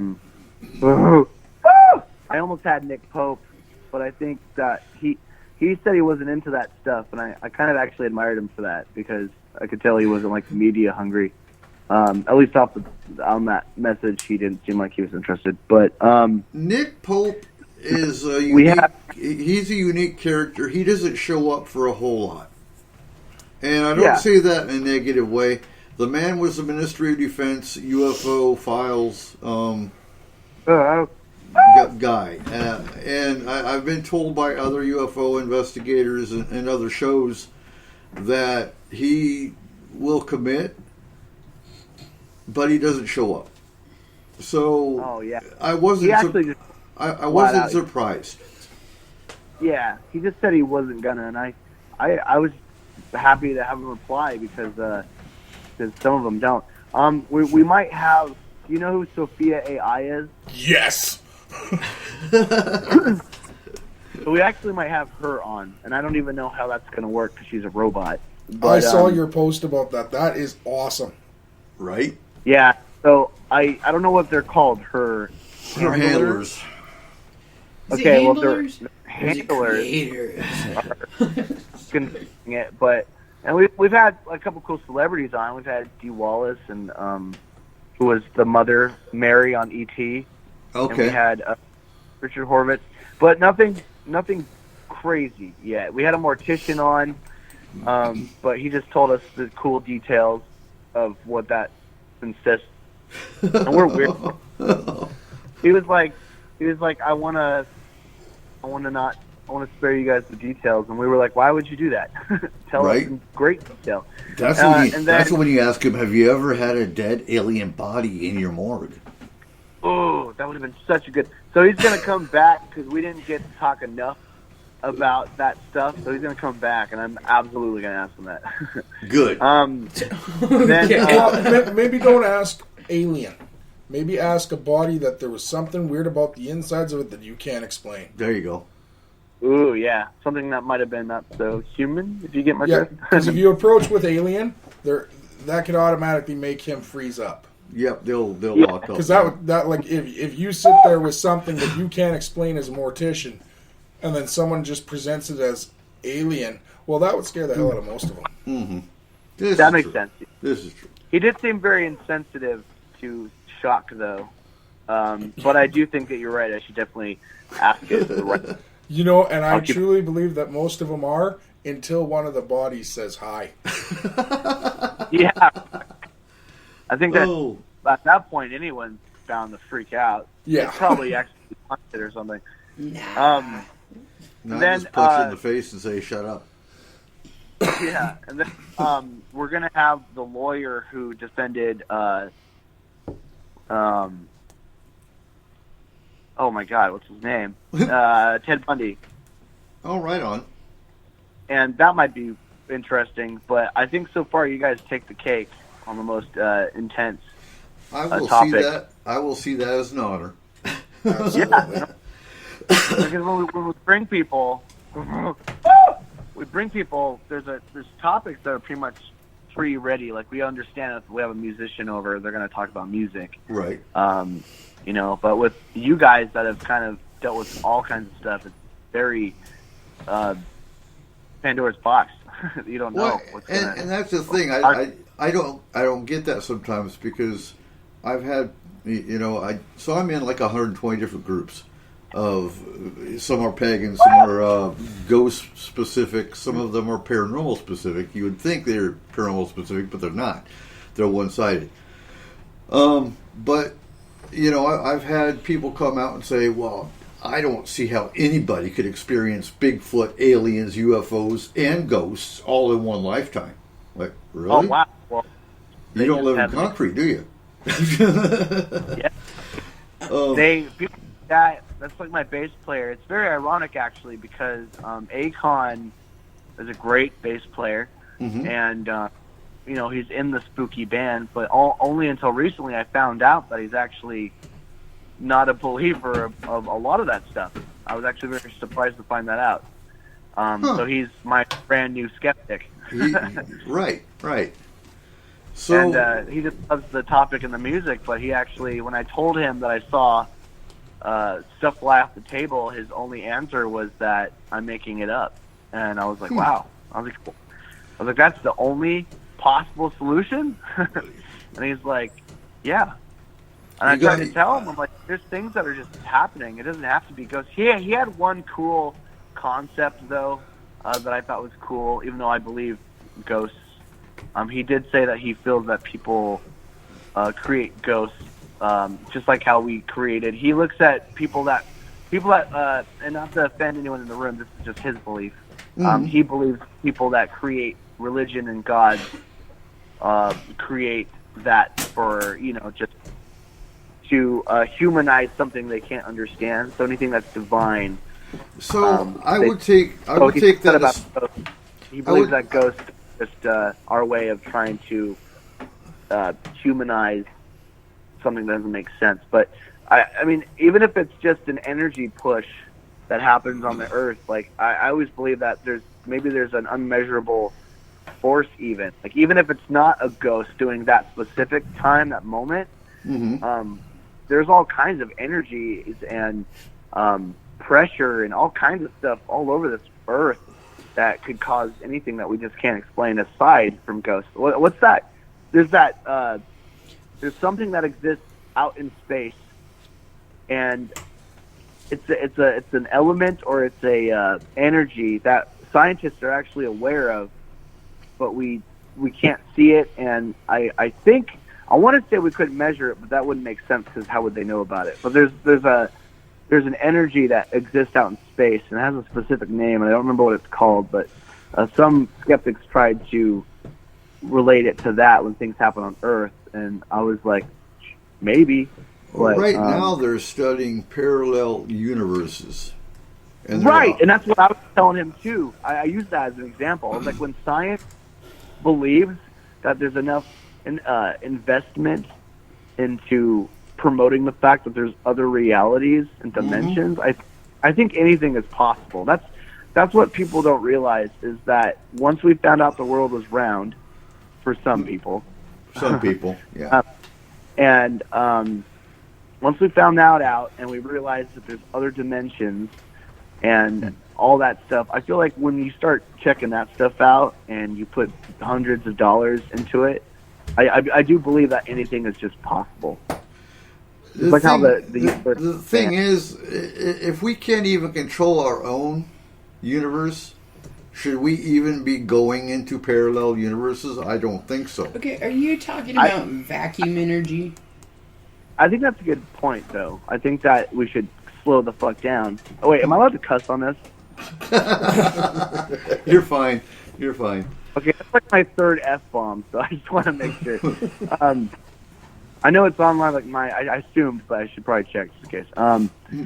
I agree. I feel like we need to slow down, and I am a believer that when Steve Hawking said that stupidity and greed would be the end of us, I think that kind of falls in play with that. I think we're like knowledge hungry, and we're just dumping into stuff that we, if half the rumors are true about how we harness alien technology that is extremely powerful that we can't even understand, we should probably tread more lightly. It's like we can't even properly do that with viruses on our planet, so we need to stop acting like we understand everything and slow our roll down just a little bit. I agree. It's fascinating, and I do want to experience that stuff in my lifetime, but I mean, we still don't understand our own ocean, so... No, we have enough on this planet that we haven't explored that we... Yeah. Is there a technology... I'm sorry. No, go ahead. I was gonna say, is there a technology out there? You know how when you're on the ocean and you create the sonar and you can see the bottom of the ocean in areas? Right.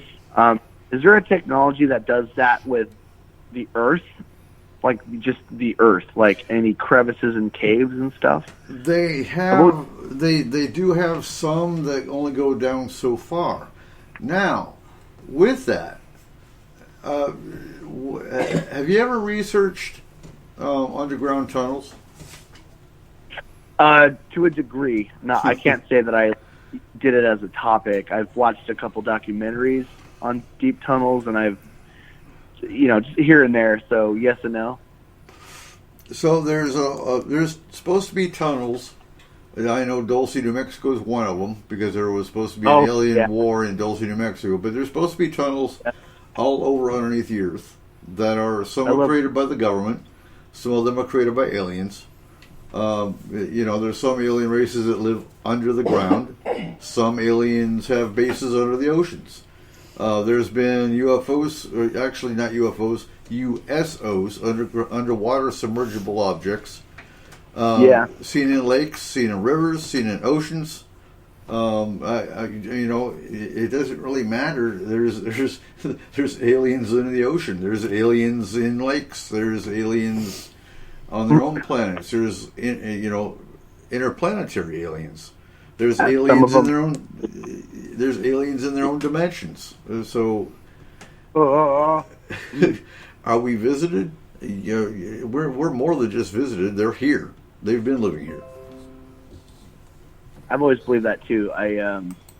That's again the whole when people can't understand the lizard people stuff. I'm always like, you only don't know because you're told that. Like there could have been, it's like if we never told anyone that there was a Mayan colony, or Aztec, at all. We never told anyone that. It would be the same thing. We would be like, oh look, they found Mayans, and we'd all be like, nah, that's insane. There's no way people lived here way before us. Like, it's all just about the information that we're given, Right. It's like an animal in the middle of the Amazon jungle has no idea that humans are taking up like 95% of the earth, I feel like it's the same thing. I feel like people just they either don't care or they really do rely on the information given to them. I mean, it's kind of scary because if you think about it, I mean, all the knowledge and all the stuff that I do, all the research I do, it's still given to me.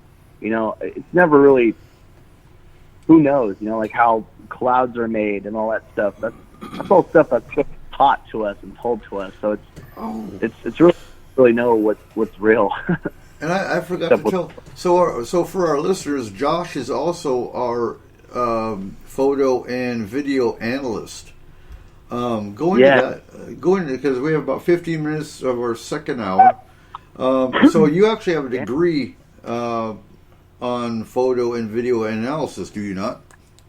Yeah, I have a bachelor's degree in science, which is cinematography, and they actually teach you quite a bit about how it's done, how to put it together, how to take it apart. So I think a big part of a problem in today's paranormal field is you've got the one side that looks at everything and says, "Oh, it's all fake," and you got the other side that they have no ounce of skepticism in them. They believe everything they see, which is the hard part with YouTube, for example, because there's so many YouTube channels out there that they throw everything as evidence when it takes someone like you to look at a video or a photo and analyze it and pick it apart and say, yep, no, it's either CGI or it's photoshopped. Or the common person that doesn't know what they're looking at and doesn't have any school backing behind them is going to be gullible and believe everything they see. So when I give you a video or a photo, how do you analyze it? Sometimes if I really need to bring out the big guns, there is a program that can actually let you data mine. You can actually take apart the data inside the videos given to you. Okay.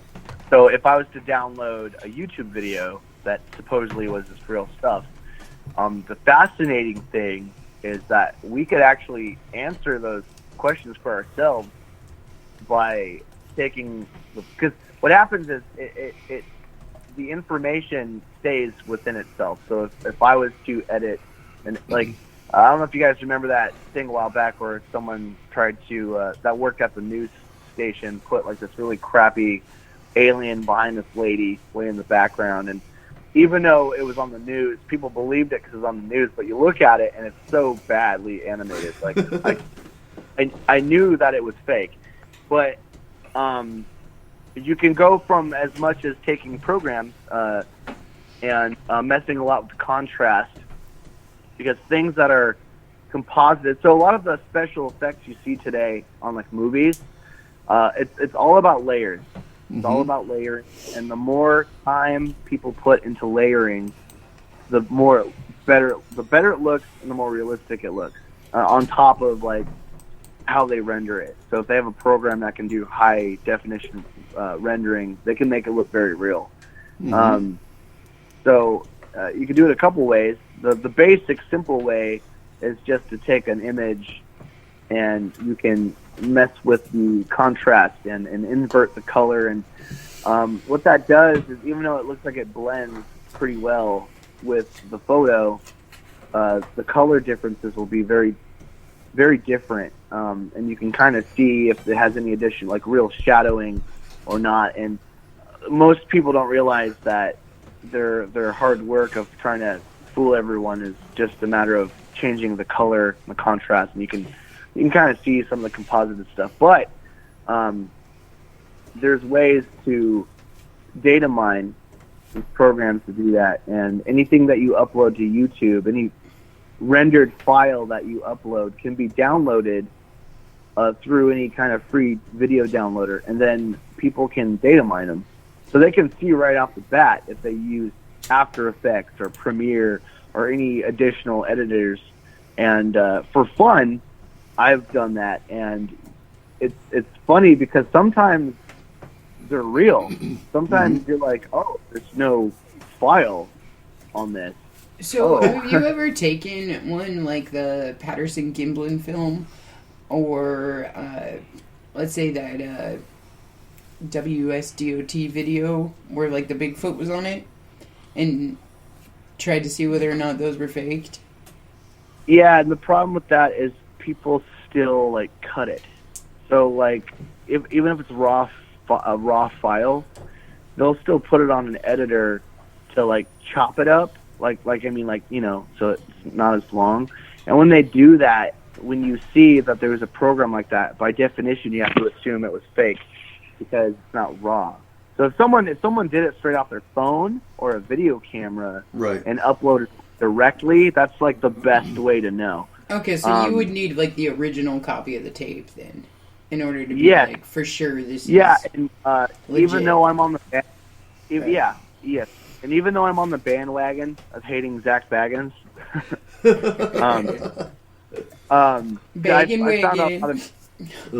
found out there's a guy we had that I think you guys really appreciate. In fact, you should have him on your show one day. He's a skeptic only.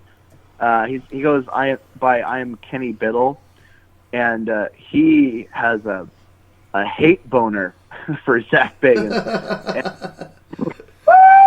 And I found out a lot of things about him through him that made me jump on the wagon. Like, oh wow, that's messed up. Like, for example, he went to the museum and it was just so hammed up, and there was like a what's the proper term for it? A small person. There was a small person that was dressed up, and he would jump out and scare people, and it was so cheesy. And and he also said that there's confirmation, there's proven confirmation that half the stuff that he has in there isn't actually from the original owner or the original, like the divot box.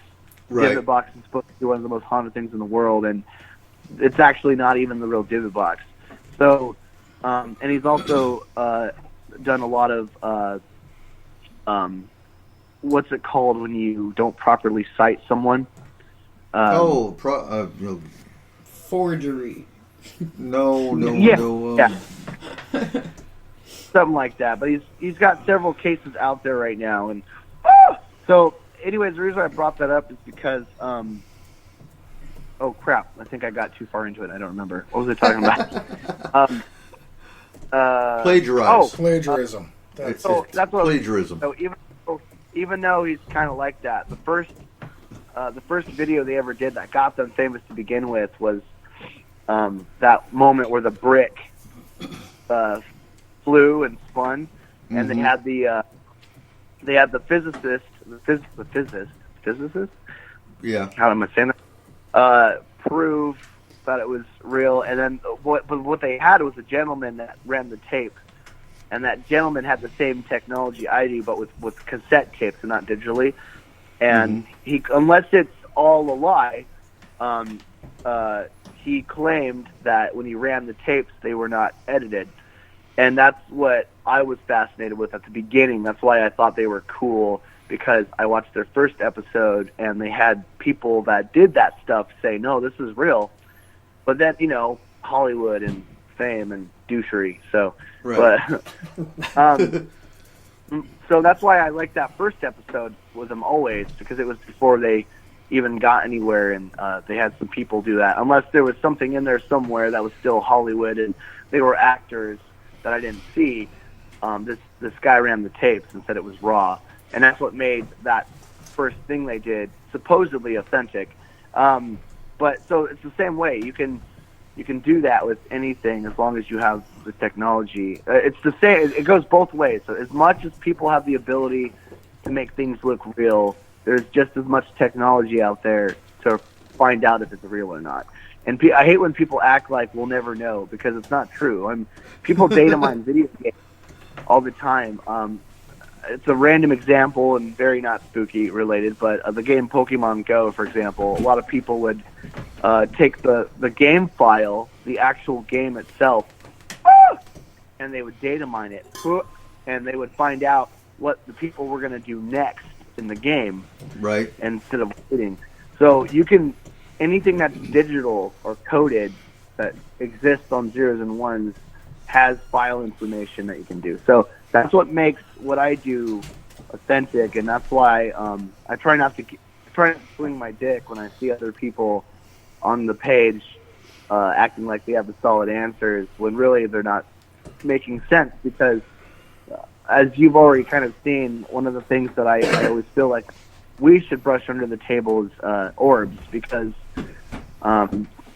it's so hard to really, they say that if an orb is of color and it's large and it's clear and it's got a consistent look to it, but I've always felt like those were we get thousands of orbs, but no one ever goes, it's confirmed there's ghosts are real. It's not an epic piece of evidence to me, which is whether than seeing a gray just standing right in front of you, So I feel like I'm a little Christy and anal also as your analyst, but I want to. That's a good thing. No, that's what we want, though. That's absolutely what we want. And when it comes to orbs, they're usually pretty easy to identify, whether it's dust or insects, or there's certain markers that you kind of look for when you look at those kinds of things. But honestly, orbs can be spirits. They can be fae. They can be they can be alien, for that matter. There's some alien orbs. Yeah. Or even Earth. I've seen Earth. Unless that's all the same thing. Also, I don't know, but I've seen blue Earth lights floating at Devil's Tower actually, and I thought that was very fascinating. Because they were very. It was only 10, 15 feet away from me, and it just apparated. There was a blue ball, and then it went away. It was very, very awesome. So I don't really know what it was, but the reason why is because even though there's a way to tell, people still just kind of accept it, oh, those are orbs. It's kind of like something I feel is something that used to be pretty intense, but now it's not. So when we do stuff, and when you guys get stuff, I really try to help you guys look for stuff that's whoa, what is that? Right. And I've seen a couple of those. You guys have sent me a couple things where I'm just wow. That's bizarre. I can't explain that. Yeah, I think I remember those pictures too. But anyway, we're getting close to the last break of the night. And what are we listening to? We are listening to Hell Within. All right. So All right. And we come back. We will carry on our conversation about alien races. Stay tuned. Hey everyone, Awesome. Cole here with S4. Make sure you join us March 27th through 29th, 2020 in Seaside, Oregon at the Oregon Ghost Conference. This is their 9th year running with a lot of great things happening, including speakers, vendors, events, and workshops that you can all get in on. So make sure you get your tickets soon at www.oregonghostconference.com. We'll see you there. You are listening to S4 on Spreaker.com.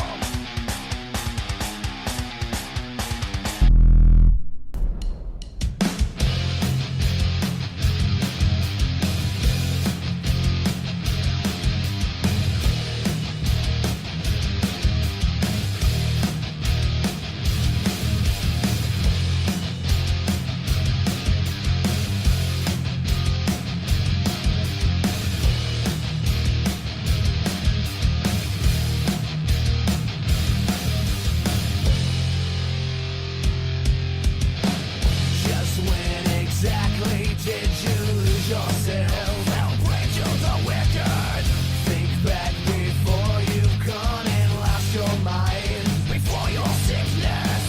And I'm not saying it's your fault, my friend. What it takes to let you go and resurrect your soul. So big boy on you. Your chaos deep inside burns through your skin. Release your hell within. Your eyes black as the night fell victim to your hell within. Look at you now, look at you now. The demons ripping out your soul. And now the devil's in control. Reflect, accept your sins, release your hell within.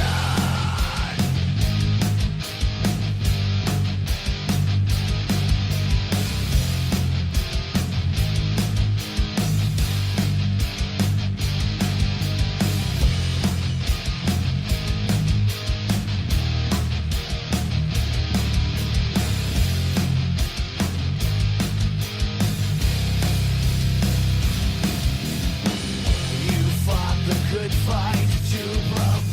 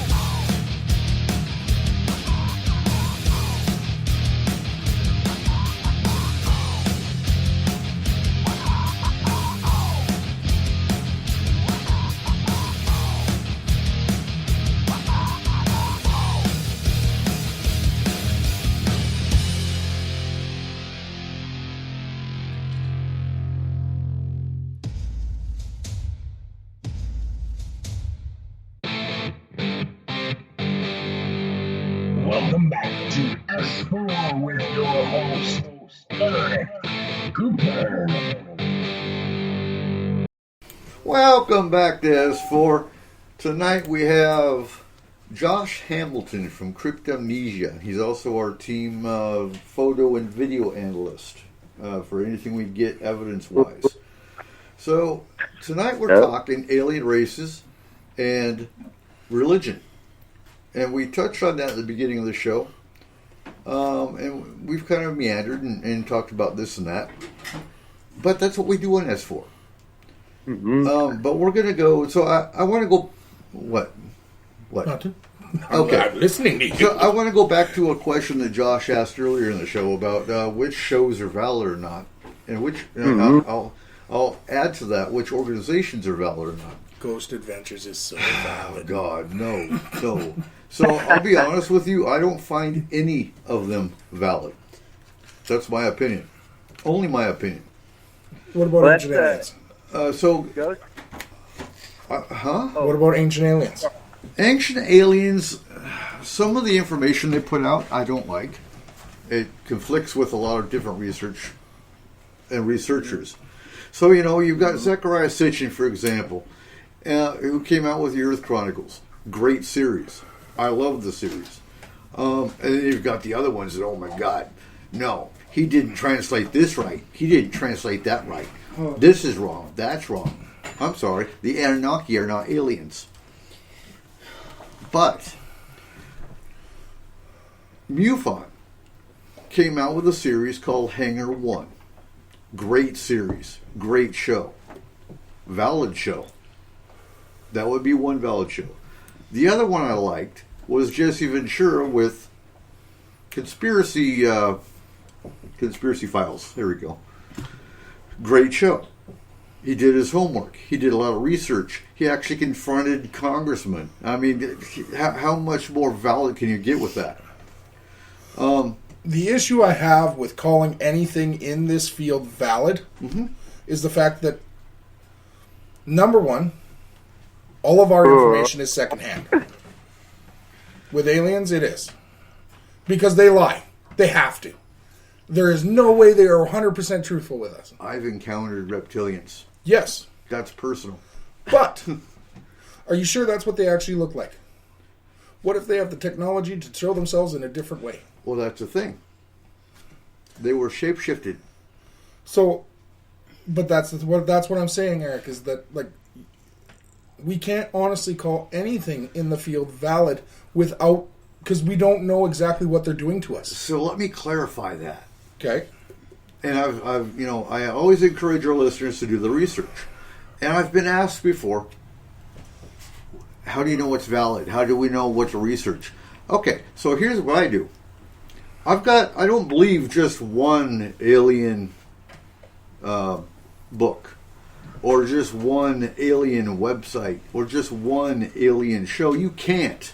I can't believe just one person. I won't believe just one person. I take multiple, and so how many sources do you look at? I try to get 5 valid sources that will confirm or say the same thing. 5's a good number. That's what I go by. If I can get 3, I'll take it, but I'll leave it open. If I can get 5, and I don't believe CNN, I don't believe ABC, Cairo, Q13. They say what they want you to say, what they want you to think. They say what they think somebody, or what somebody tells them to say, and they continually report opinion as news. Yeah, absolutely. All of them do. That's not just one or two of them. All of them do. So do alien TV shows. Exactly. Yeah, and the cool thing about aliens is that there's quite a few agencies created by people that have experienced or been in the military, but ghosts don't really have like a thing like that. They don't have it's a bunch of people that get together and they create their own groups to ghost hunt, but there's not big agencies or things like that for ghosts. So I Mhm. feel like aliens just have a good, they have more kind of going on with them for that. And yeah. But I think you have two sets of people. You have I kind of referred to this earlier in the show, just a few minutes ago actually, where you've got the ones that believe everything, and you got the other side that's just as bad. They don't believe anything. So you have these paranormal investigators, and every picture they see, they don't analyze it. They don't have a photo analyst. They don't have. But it's all pareidolia. All of it. Everything's pareidolia. Oh, look at that. It's lens flare. It's not always lens flare. No, it can't be. Some UFO photos are not lens flare. They're actual lights. Yeah. But you can tell the difference. You can tell the difference without photo analysts. Sometimes. People need to put more effort. People are lazy. Absolutely. They're like, it's not real, or it's like over the top. Like no one wants to throw thought into it. And there's so few of people that do that we're the ones that are made fun of. So can't win. Okay, so going back to I think Ghost Adventures. I can't remember which one. Taps was the first ghost show to come out with. They actually, and they quit because they found out that the production company was putting fake sounds into this stuff. Yeah, but if you I know remember- what? Taps and Taps volunteers, I'll call them volunteers, Taps members have been on other radio shows that I've heard, that I've talked to. And even they'll tell you, we don't help anybody. We're not here to help anybody. We don't care. We just want evidence. Yeah. But I'm sorry, when evidence is a director that's kicking a rock or slamming a door or anything else, and so I just went through about 200 different paranormal groups, and I think their favorite thing, and I can't remember what GAC stands for.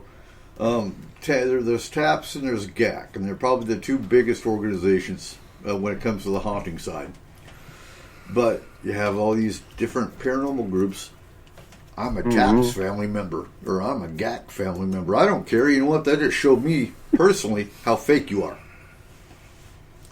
Well, I will say, okay, it's true that the alien and ghost shows that we have on TV,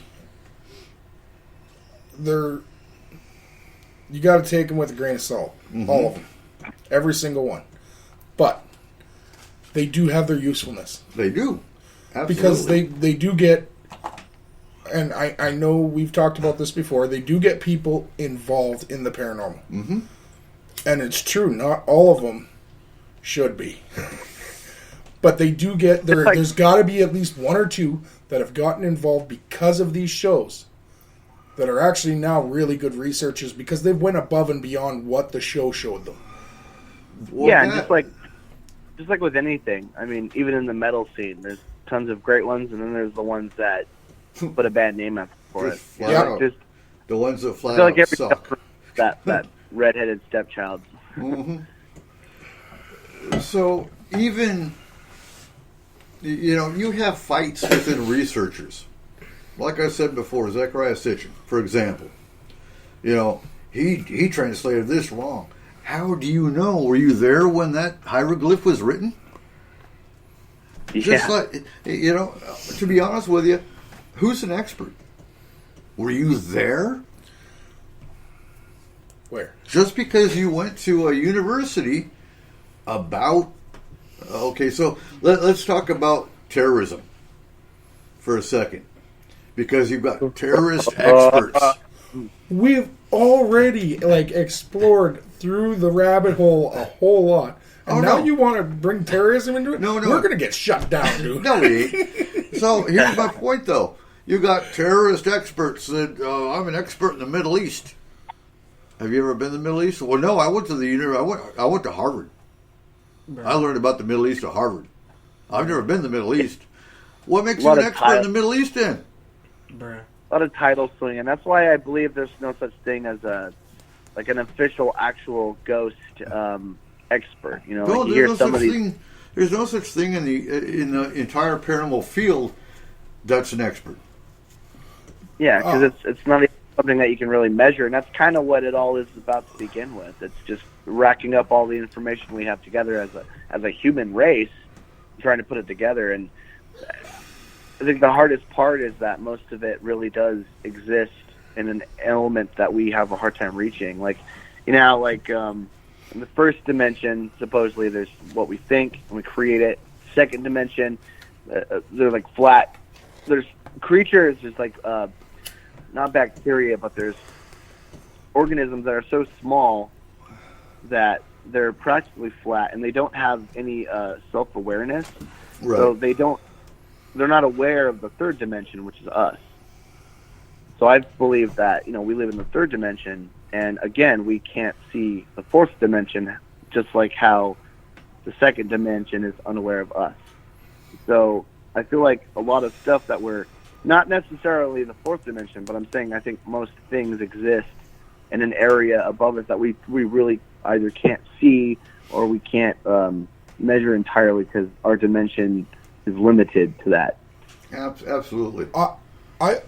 Okay. I'm going to say... And so it's where we might not ever have the answer because we just don't have... Unless we had someone from the fourth dimension literally come and, give us all the answers. Right. And whistle blow the fourth dimension and show us how to get there. I don't think we're ever going to get there because we just can't as a third dimension. I like Joe's comment. Joe says the only one that I would consider a ghost expert is a ghost. But that's that I have an issue with the word expert at all. I don't believe in any field there are experts. So that's why I always refer to our people as specialists, because we specialize in our field. Yep. An expert is someone that's been to school and thinks they know everything because they've been to school. But an expert is someone who knows everything. Yeah. In you're what right. field can anyone know everything? Science is changing all the time. Not just science, but like any of it. Right. For religion. Even historians. You can't absolutely know everything. Yeah. And I feel like you're limiting yourself if you say that. We say that in the music scene, too, when people say they're the best or they're professionals. Those are normally the people you can tell are either arrogant or, someone that needs more, because you don't ever master what you're trying to do. You're always learning is what you should be doing. But and on the topic with the specialist, too, that's why at Best Buy, on my day job, they call me a home theater specialist and not an expert. I didn't go to school, but I learned a bunch of stuff, So you guys are right. Absolutely. Yep. A specialist doesn't know everything. They're always learning, and they specialize in a specific field. And I think that a lot about your guys' brand, you guys are really trying to help, and you're not claiming to be the best. And that's a great way for anyone listening to separate themselves from people when they're trying to go out and meet people. If someone's claiming to be an expert, it's a red flag. Now, like, I want to change the topic up real quick to ancient texts. Ooh, Yes. God. Ooh, rabbit hole.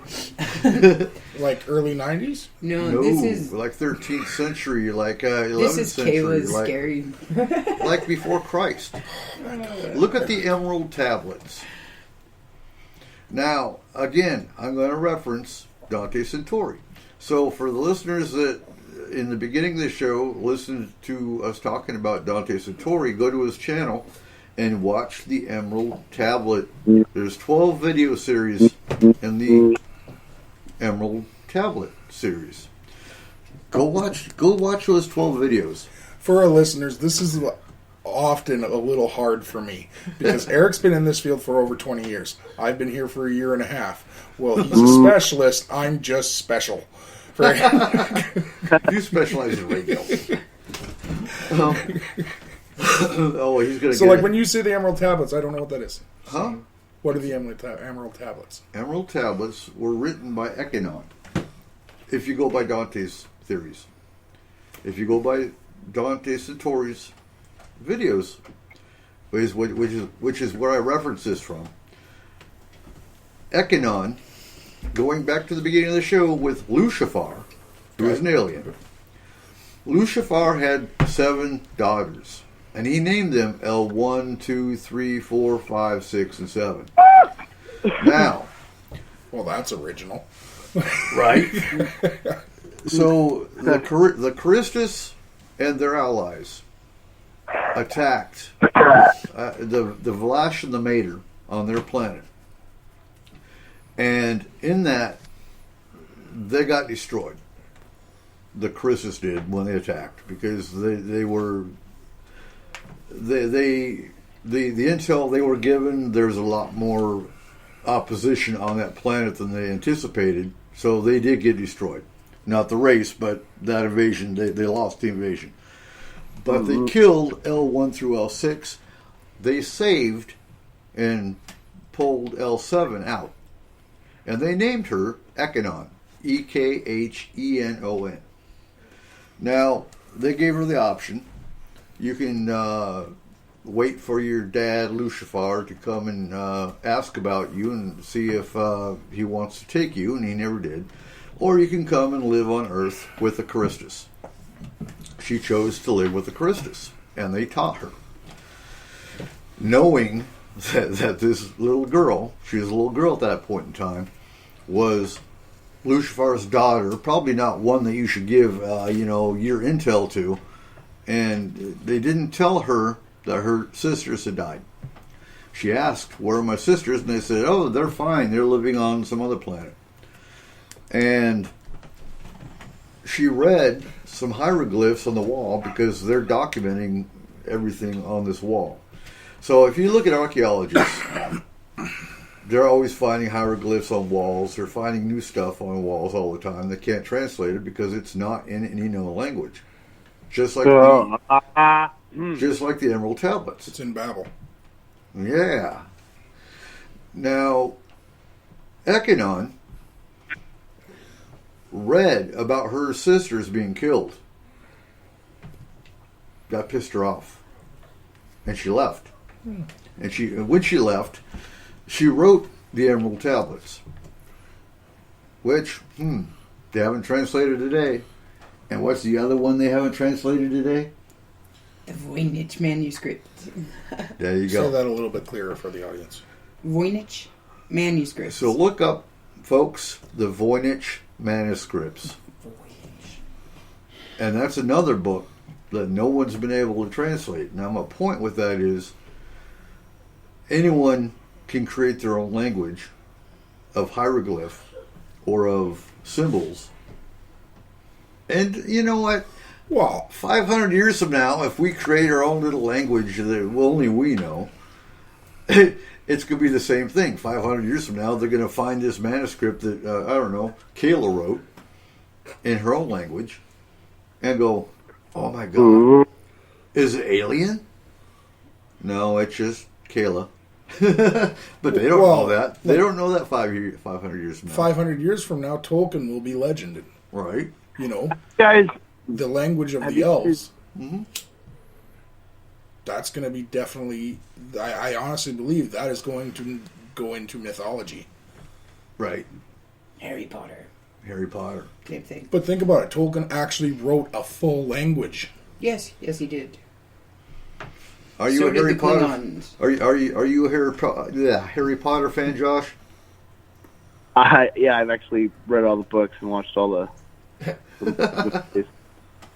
yeah, I'm a big Lord of the Rings fan too. I never got to read the books though, so I can't say I'm the biggest fan of them all. But Oh, you really got to do it. But if you do, start with The Hobbit. oh, I know. I have to take the time because they're huge. Well, But I know The Hobbit's actually a pretty small book. I've researched Tolkien a lot though because when I wrote my book, I wanted to do a lot of epic stuff too and create languages, and I kind of took some shortcuts. Whether he actually went and he was a linguist and learned all that stuff. Well, he But, also it's did very a lot of drugs, though, so that helped. What's that? He also did a lot of drugs. That helped a lot. Right. Oh, figure. Have you guys? I think it's called Arrival. Have you guys seen that film at all? Okay, so there's two of them. There's- Which one are you? You there- mean the one with the glass window that they draw the circle?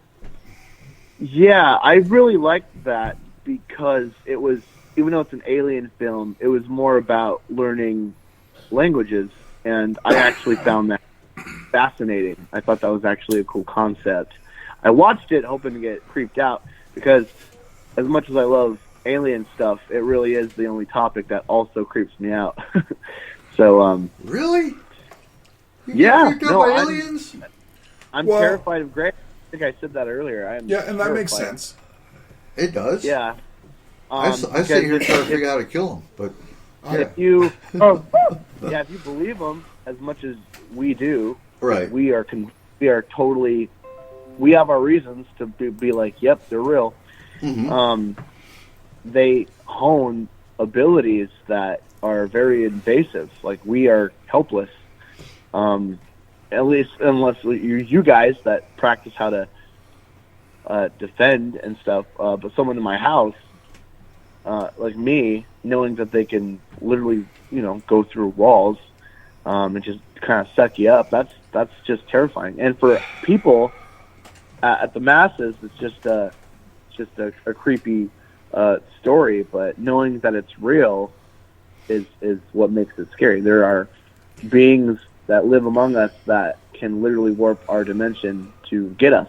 Well, everyone yeah, fears what they don't pretty understand. Well, it's not just that. I think everyone also, a lot of the skeptics out there, it's not that they don't understand it, it's that I guess it's a concept that just terrifies them, and it can't be real if they're terrified, Right. And if that makes sense. that's not completely true, Kayla, because as Josh has said, he is scared of them, but he's also very intrigued. Right. There are some people who have gone beyond that level where, yes, they fear it, but they still want to learn as much as they can about it, and that is the concept of there's the only thing to fear is fear itself. Mm-hmm. And that shows a great level of intelligence in you, Josh. Yeah, So- and if we can just bring it more down to earth and just talk about the ocean, I am very fascinated about what is beneath the ocean, as most of us are. But at the same time, I'm very intimidated of the ocean. I don't deal with water. Nope.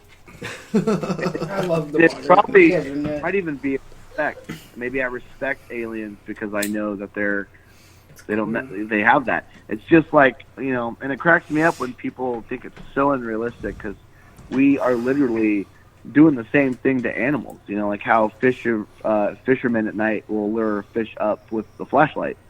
It's the same kind of thing. We understand and know how to manipulate animals, so they understand and know how to manipulate us. So It just conjures this image of this fish going, "Oh my God, no! It's the light for the sky again."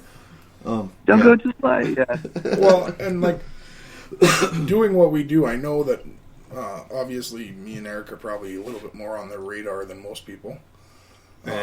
But We forget how. to I know one day he's going to be very mad at me because he'll come over and I'll be sitting here playing video games with an alien because I don't have fear of them. But at the same time, I don't have the same experiences as you have either, Eric. So I'd probably just be like, "Yeah, you want to do something? Like, let's play Monopoly." No, I wouldn't be pissed off. I'd probably sit there and ask him questions while he's playing the video game with you. And Oh, we'd both that's tell you to shut up. We're playing a video game. being afraid is one thing, but if I was able to sit down and talk with one, Right. that was different. Because I would be like, okay, we're sitting, we're having a conversation. Like those people that supposedly have interacted with aliens in the military, I'm actually envious because that's just fascinating. And I do fantasize of a world where we walk amongst each other. And I love that film that was made a while back. Oh, what was it called? Oh man, I swear it had the word system in it. but maybe District not. 9. District 9, yeah. I I see it happening like that because we've always, no pun intended, but alienated each other, as our own race. So of course, if that was to happen and aliens were that's why living it'll amongst never us, happen because we can't even get people of other skin colors in our own. I think honestly though, if that ever did happen, It'd be the other we way would be around. part of the rebellion. Oh, yeah, definitely.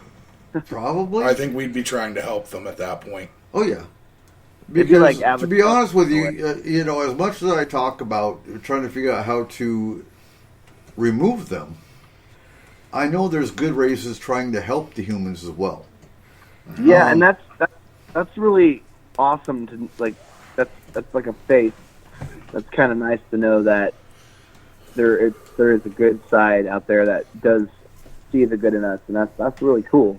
And, Well, I wouldn't say they see the good in us as much as they see the brotherhood and sisterhood in us. With some of them. Yeah. Not all of them. And they have a great level of what we would call humanity. Yeah. Absolutely. I guess the ones that I don't like are the ones that are here destroying our planet, because some of them are, just like the humans are. I was going to say, those people.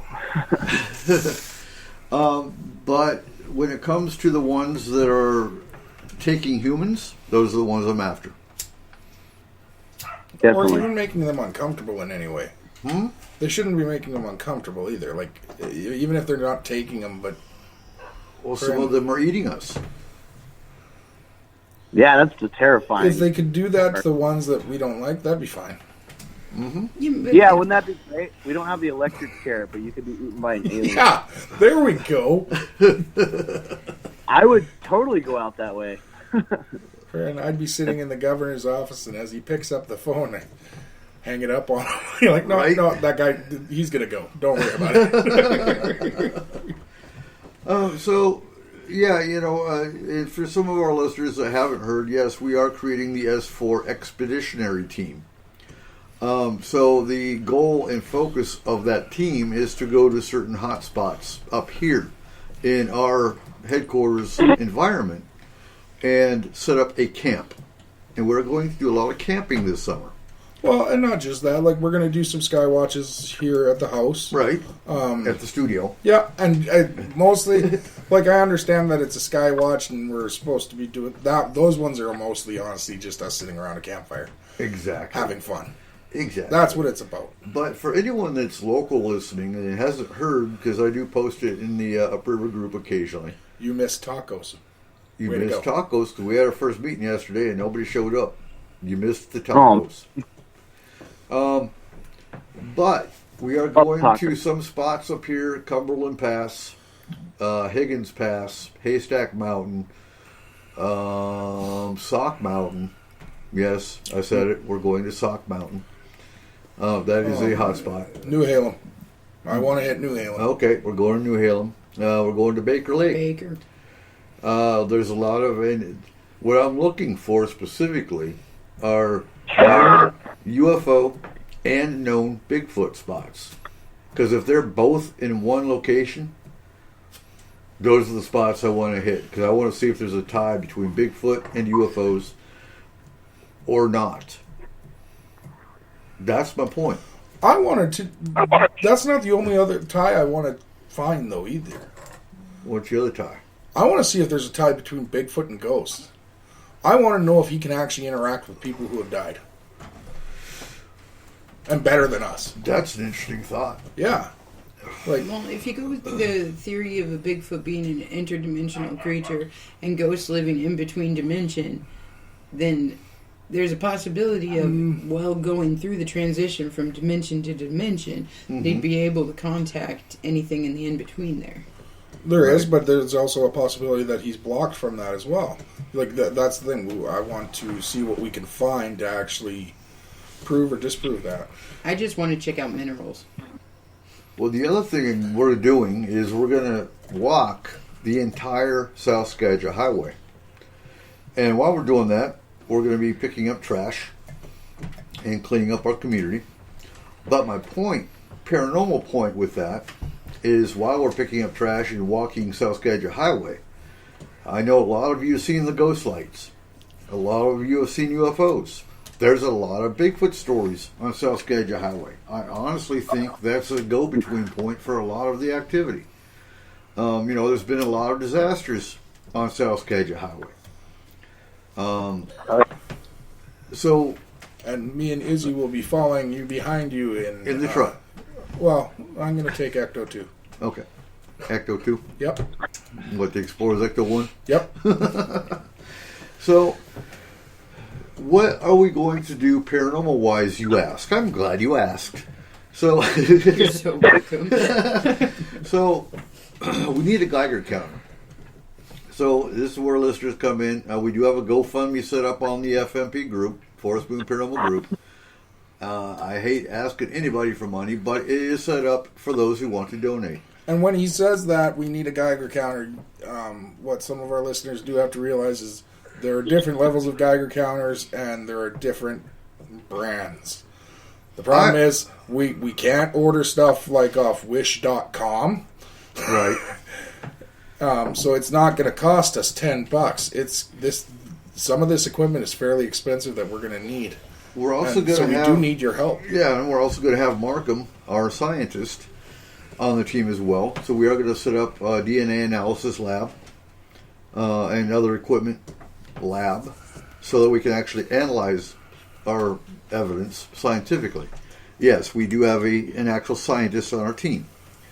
That's another pet peeve of mine is we do it for science. No, playing with an EMF meter by itself is not science.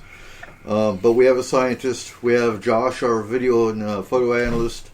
We have Francie, who is a psychotherapist. And that's more or less for our team, because if we encounter things that we can't handle as team members, we have her for therapy. Because, before when we were in the emergency response team, she was our go-to for psych issues. On this particular team, we are doing a lot more intense work. It's not emergency management work. It is research. It is field work. So this is where you come in. If you want on the team, I'm looking for trackers.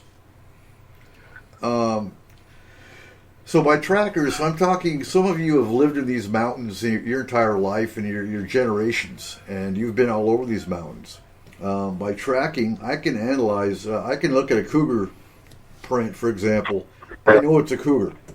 I can look at a bear track. I know it's a bear. I can't look at a trail and tell if something's necessarily walked down it. A true tracker could go, oh my God, the leaves are turned this way, the leaves are turned that way. Look, that stick is broken. I don't have that eye. I want a tracker that's going to be able to, look at a trail and be able to tell me, oh my God, something about 20 foot tall and 800 pounds walked through here. That might sound far-fetched, but a true tracker would be able to tell you that. And with that, most of you trackers, we're looking for a hunter, number one.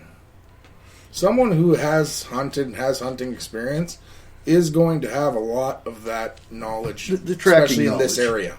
That's true. That's true. And with that, I'm looking for a security team. So, Cole asked me earlier, what does a security team look like to you? Well, a security team looks to me like somebody that's got heavy weapons, and by heavy weapons I say a 308 or nothing illegal. A high-powered hunting rifle, Lightsaber, an AR-15. Yep. You got an AR-15. Your only job is to keep the base camp safe and to keep the team safe. That's your only job. And you got to be legal. Got to be legal. And you have to prove competency to me and Eric. You have to be safe with your weapon. Know your weapon. And most of them are. Yeah. Well, I'm being polite. okay. Most of them are. If you're not, you can't be a part of this team. This is we have to fit legal parameters. So that is what a security team is going to do. Minimum I want is 3 people, 3 personnel. We also need a few red shirts. Kayla can't be the only one. And then, of course, we're going to have our camp cooks. We're going to have phone communications monitors, things of that nature. So just because you can't hike doesn't mean there isn't something you can do. Yeah, Because absolutely. there's base camp things that can be done. You can be the go-between between the lab and the base camp. If you have any lab experience, Markham's going to need an assistant. Computer guy. But now that comes in too. I need a cyber tech. I need someone that knows computers better than I do. I know computers enough, but I want someone that can analyze. I want someone that can repair. I want a cyber tech. So that's where our team's going. Right now we're very minimal, but I think it'll grow.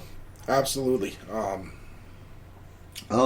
So I mentioned the GoFundMe, but I'm not asking for money necessarily. If you have extra game cams, if you have a Geiger counter, if you have extra paranormal equipment that you're not using anymore, we could use it, and you would help us. I think maybe we should add something to that too. What's that? Well, maybe like an exclusive. Okay. If you donate to the GoFundMe, we will put an email list together of the people who have donated. When we go out on our expeditions, you get it as raw data before anyone else. Right. Because the raw data we're talking about on the show, that's why it's called the S4 Expeditionary Team. But before it goes live on the show, you'll already have that information in front of you. Absolutely. So, So what I keep getting sidetracked. What are we going to do paranormal wise on South Skagit Highway? So as we're walking, I have an EMF meter. We also want a Geiger counter. That's why I brought that up. Because I want to analyze South Skagit Highway. Anytime we get a peak, it's getting marked on the map. And we're going to keep going. So as we get identifying marks at certain points along South Skagit Highway, those are points we'll be going back to. And we'll do infrared photo. We will do EVP sessions to see if anything comes through EVP. That's electronic voice phenomena. That's Spirit what you box. see. Huh? Spirit box. Spirit box sessions. I think what we'll also do is anytime we get a spike in EVP that we can't explain on the highway, we will leave a game cam. Absolutely. And that's why At we need that more spot. game cams. We have 2 game cams. Absolutely. And Izzy says donate $20 or more and we will ship you an S4 mug. Absolutely. Yeah, those are pretty cool. You've got one. That's right. Yep. Yeah, well, we were on your show. We took you one. And we will be selling them at the Oregon Ghost Conference. Yes, we will. But yes, absolutely. If you donate 20 or more at the GoFundMe, you will get a mug. And like Cole said, you'll be a part of our. If you donate 50 or more, you'll be a sponsor, and we will get you the raw data. Actually, Josh, we also got to get you guys we got guitar picks, too. We do. Oh, and we're the guys to promote that for you, man. You give us a couple of picks, we'll tell everyone about them. Friggin' A. Yep. Yeah, Might need drumsticks. we love picks. And so I did talk to Josh earlier in the show during break, and we will be the first to air the Alien song. Yeah, we're a couple albums behind, but we are planning on doing that. And when we do, yes, you guys will be the first to play it. Absolutely, That's a great idea. And so, we get asked all the time by listeners, who is that plays during break? And Cryptomnesia will always play during break. We will always have a Cryptomnesia song playing during our hourly breaks. That's a given. That's a given. Where can we find Cryptomnesia, Josh? What's that? Where can we find your band? Do you have a YouTube page? Do you have a... Oh, yeah. As of right now, if I remember correctly, we're still are currently on like Spotify and iTunes and Amazon and stuff like that, Google Play. But we have 5 music videos. We try to pump out a music video per song. So when we have this EP come out for Isolation, which is going to be in summer, we're also going to have 5 videos more that follow that. And we already shot 2 of them. So we just have to do about 4 more videos, and we're gonna be shooting one of them at the that Stonehenge replica over near the border of Oregon and Washington. That's gonna be a lot of fun. I don't think I've seen that. Yeah, I don't know how much of a replica it is. It looks like it. I don't know if it's like facing the right way or anything like that, but it looks just like it, and pretty big. So we're going to be doing it there, and we got all kinds of other ideas, so we'll definitely have a lot of media content coming out. Right on. And Right on. yeah, so YouTube's a good one, and Instagram, obviously, and Facebook. And it's Crypt Amnesia, and it's one word, but it's like crypt, and then like amnesia, forgetfulness, all in one word. Yeah, for any of our local listeners, go check out the S4 Facebook page, and I'm going to have a link up there for theirs on Facebook as well. But for anyone local to the Pacific Northwest, March 22nd, they're going to be in Seattle at the High Dive. On April 3rd, they will be at Louis G's Pizza in Fife. April 4th, they'll be in Kelso at Erebus. And then April 24th, they'll be in Everett at Tony V's Garage, which is a great venue for an awesome place to play. June 27th, they'll be back in Kelso at Erebus again. And then July 25th, we will be there with them at Rockport Bar and Grill. Outstanding. Heck also, yeah. Where can we find Dead Man Radio, and when do you play? When you air every Wednesday night, correct? Oh yeah. Every Wednesday, 8 p.m. And that's on KOUVradio.com. I've been told it's an FM radio too, and I don't know how they make that work because we cuss all the time. Well, you said XM radio? Yeah, is it FM? Like an actual FM station? Oh. And I don't know how, but so my basis actually was doubtful. Some FM radio stations aren't terrestrial. They do still air on internet. They're internet based. So if they're internet based, they don't fall under the FCC rules. They don't. They're just, you can cuss. Oh, nice. Well, that makes sense. But yeah, if you're terrestrial, they would be all over you. Well, and maybe the FM radio station goes through and bleeps out That could be. through each show. So who do you have coming on this week? let's see here. I caught you off guard. Yeah, it's okay. Hard to keep track of everything, man. You probably know what that's like. Oh, definitely. Okay, so there's an artist named PD Normal. He does a lot of spooky stuff. He's got his own like little internet show, but he's also part of a band that's spooky. You also check that real quick.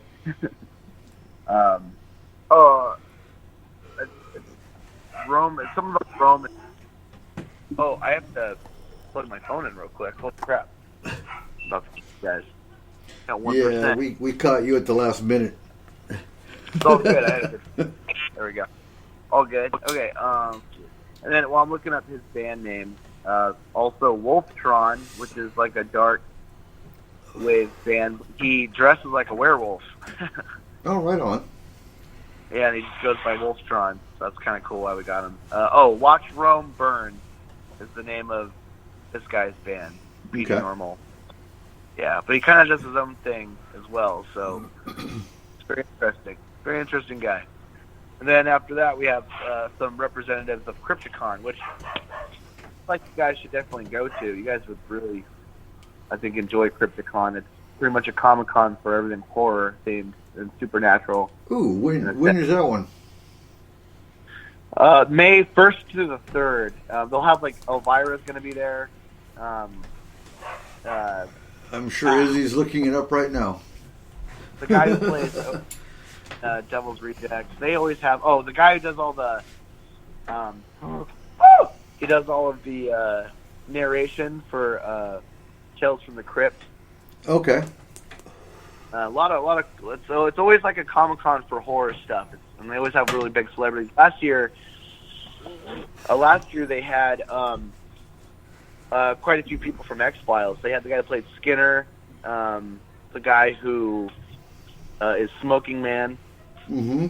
and some other guys. So it's pretty cool. And we have a spot there every year now because we try to get involved and help them out. So, but We'll you guys check them out and see about getting S4 in there.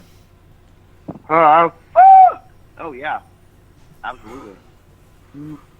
So, for our listeners, yes, March 27th to 29th, we will be at the Oregon Ghost Conference, followed by May. I want to say May will be at the McMinnville UFO Festival for one day. I used to live there.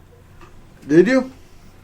Yeah, I used to live in that exact town, and the UFO festival would happen, and it would always surprise me, and I'd see aliens everywhere, and scare the crap. That must have been, jaw-dropping for you. Yeah, that's a cool place. You guys got fun there. So we'll be vending, I believe it's May 26th. It's a one-day event, and then we'll be coming back home. And then September 3rd to the 5th, I'm probably butchering these dates, we will be at the International Bigfoot Conference in, where is it? Kennewick. There we go. And, of course, the Skagit County Fair we will be vending, and we will be in the 4th of July parade in Cedar Woolley. So we're coming down to the top of the hour, the end of the show. Is there any last comments about religion and aliens you've got, Josh? Oh, man. I just, I definitely believe they're connected somehow. Absolutely. I firmly believe, because, there's too much control with religion.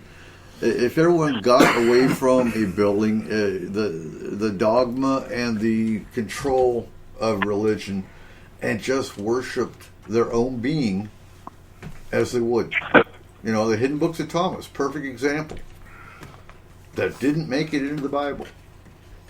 That was shown in the movie Stigmata, and is a real book, where it's written, he's not in a building. He's in every stone, every tree, all around you. That's energy. Doesn't have to be a being. It's energy.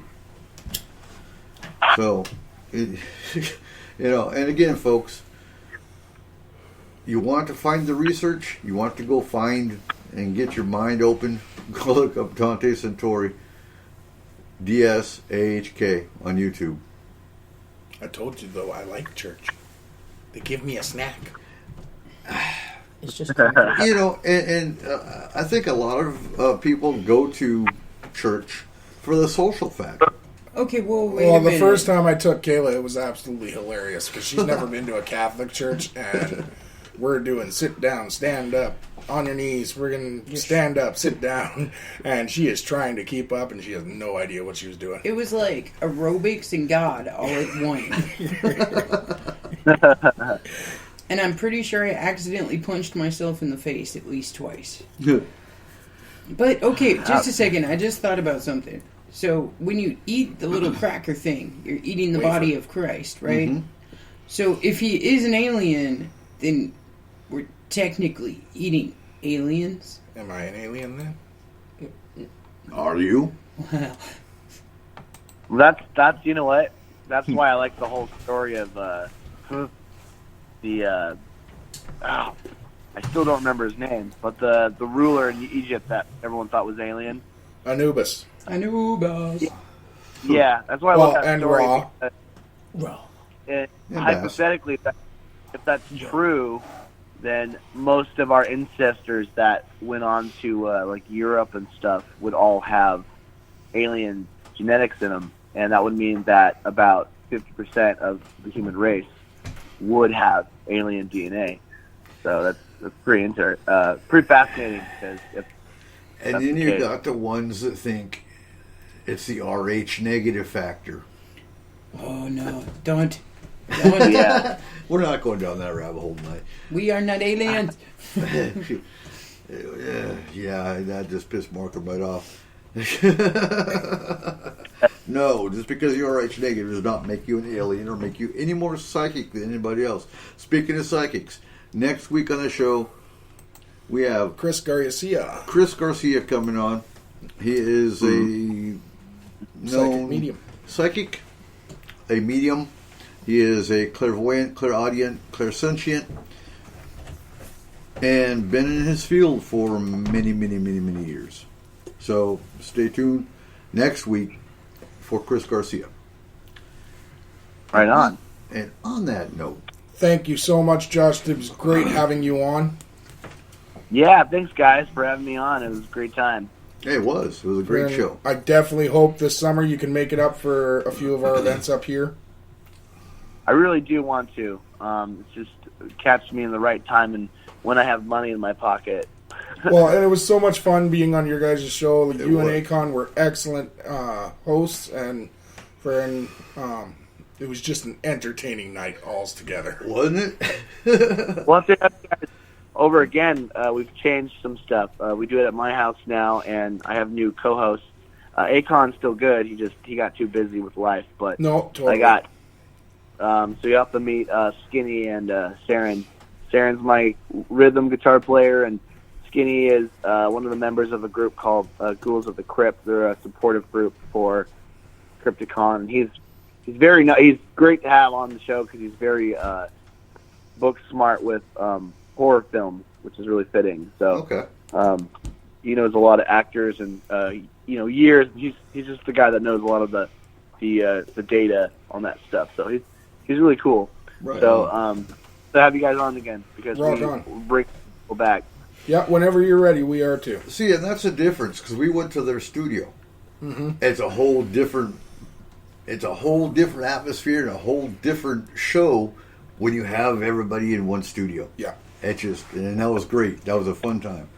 So, thank you for listening, folks, and we'll see you next week. Have a safe week this week, and remember, keep your eyes to the skies. Right on. Thanks, guys. Ladies and gentlemen, thank you for joining us tonight on S4, the official voice of Forest Moon Paranormal. You can contact S4 through our website at www.s-4radio.com or on Facebook. Make sure you give us a like on our page and join the Forest Moon Paranormal group. If you are interested in advertising, take a look at our packages and contact Cole or Eric at 1-360-999-2830. Again, thank you. And remember, keep your eyes to the sky.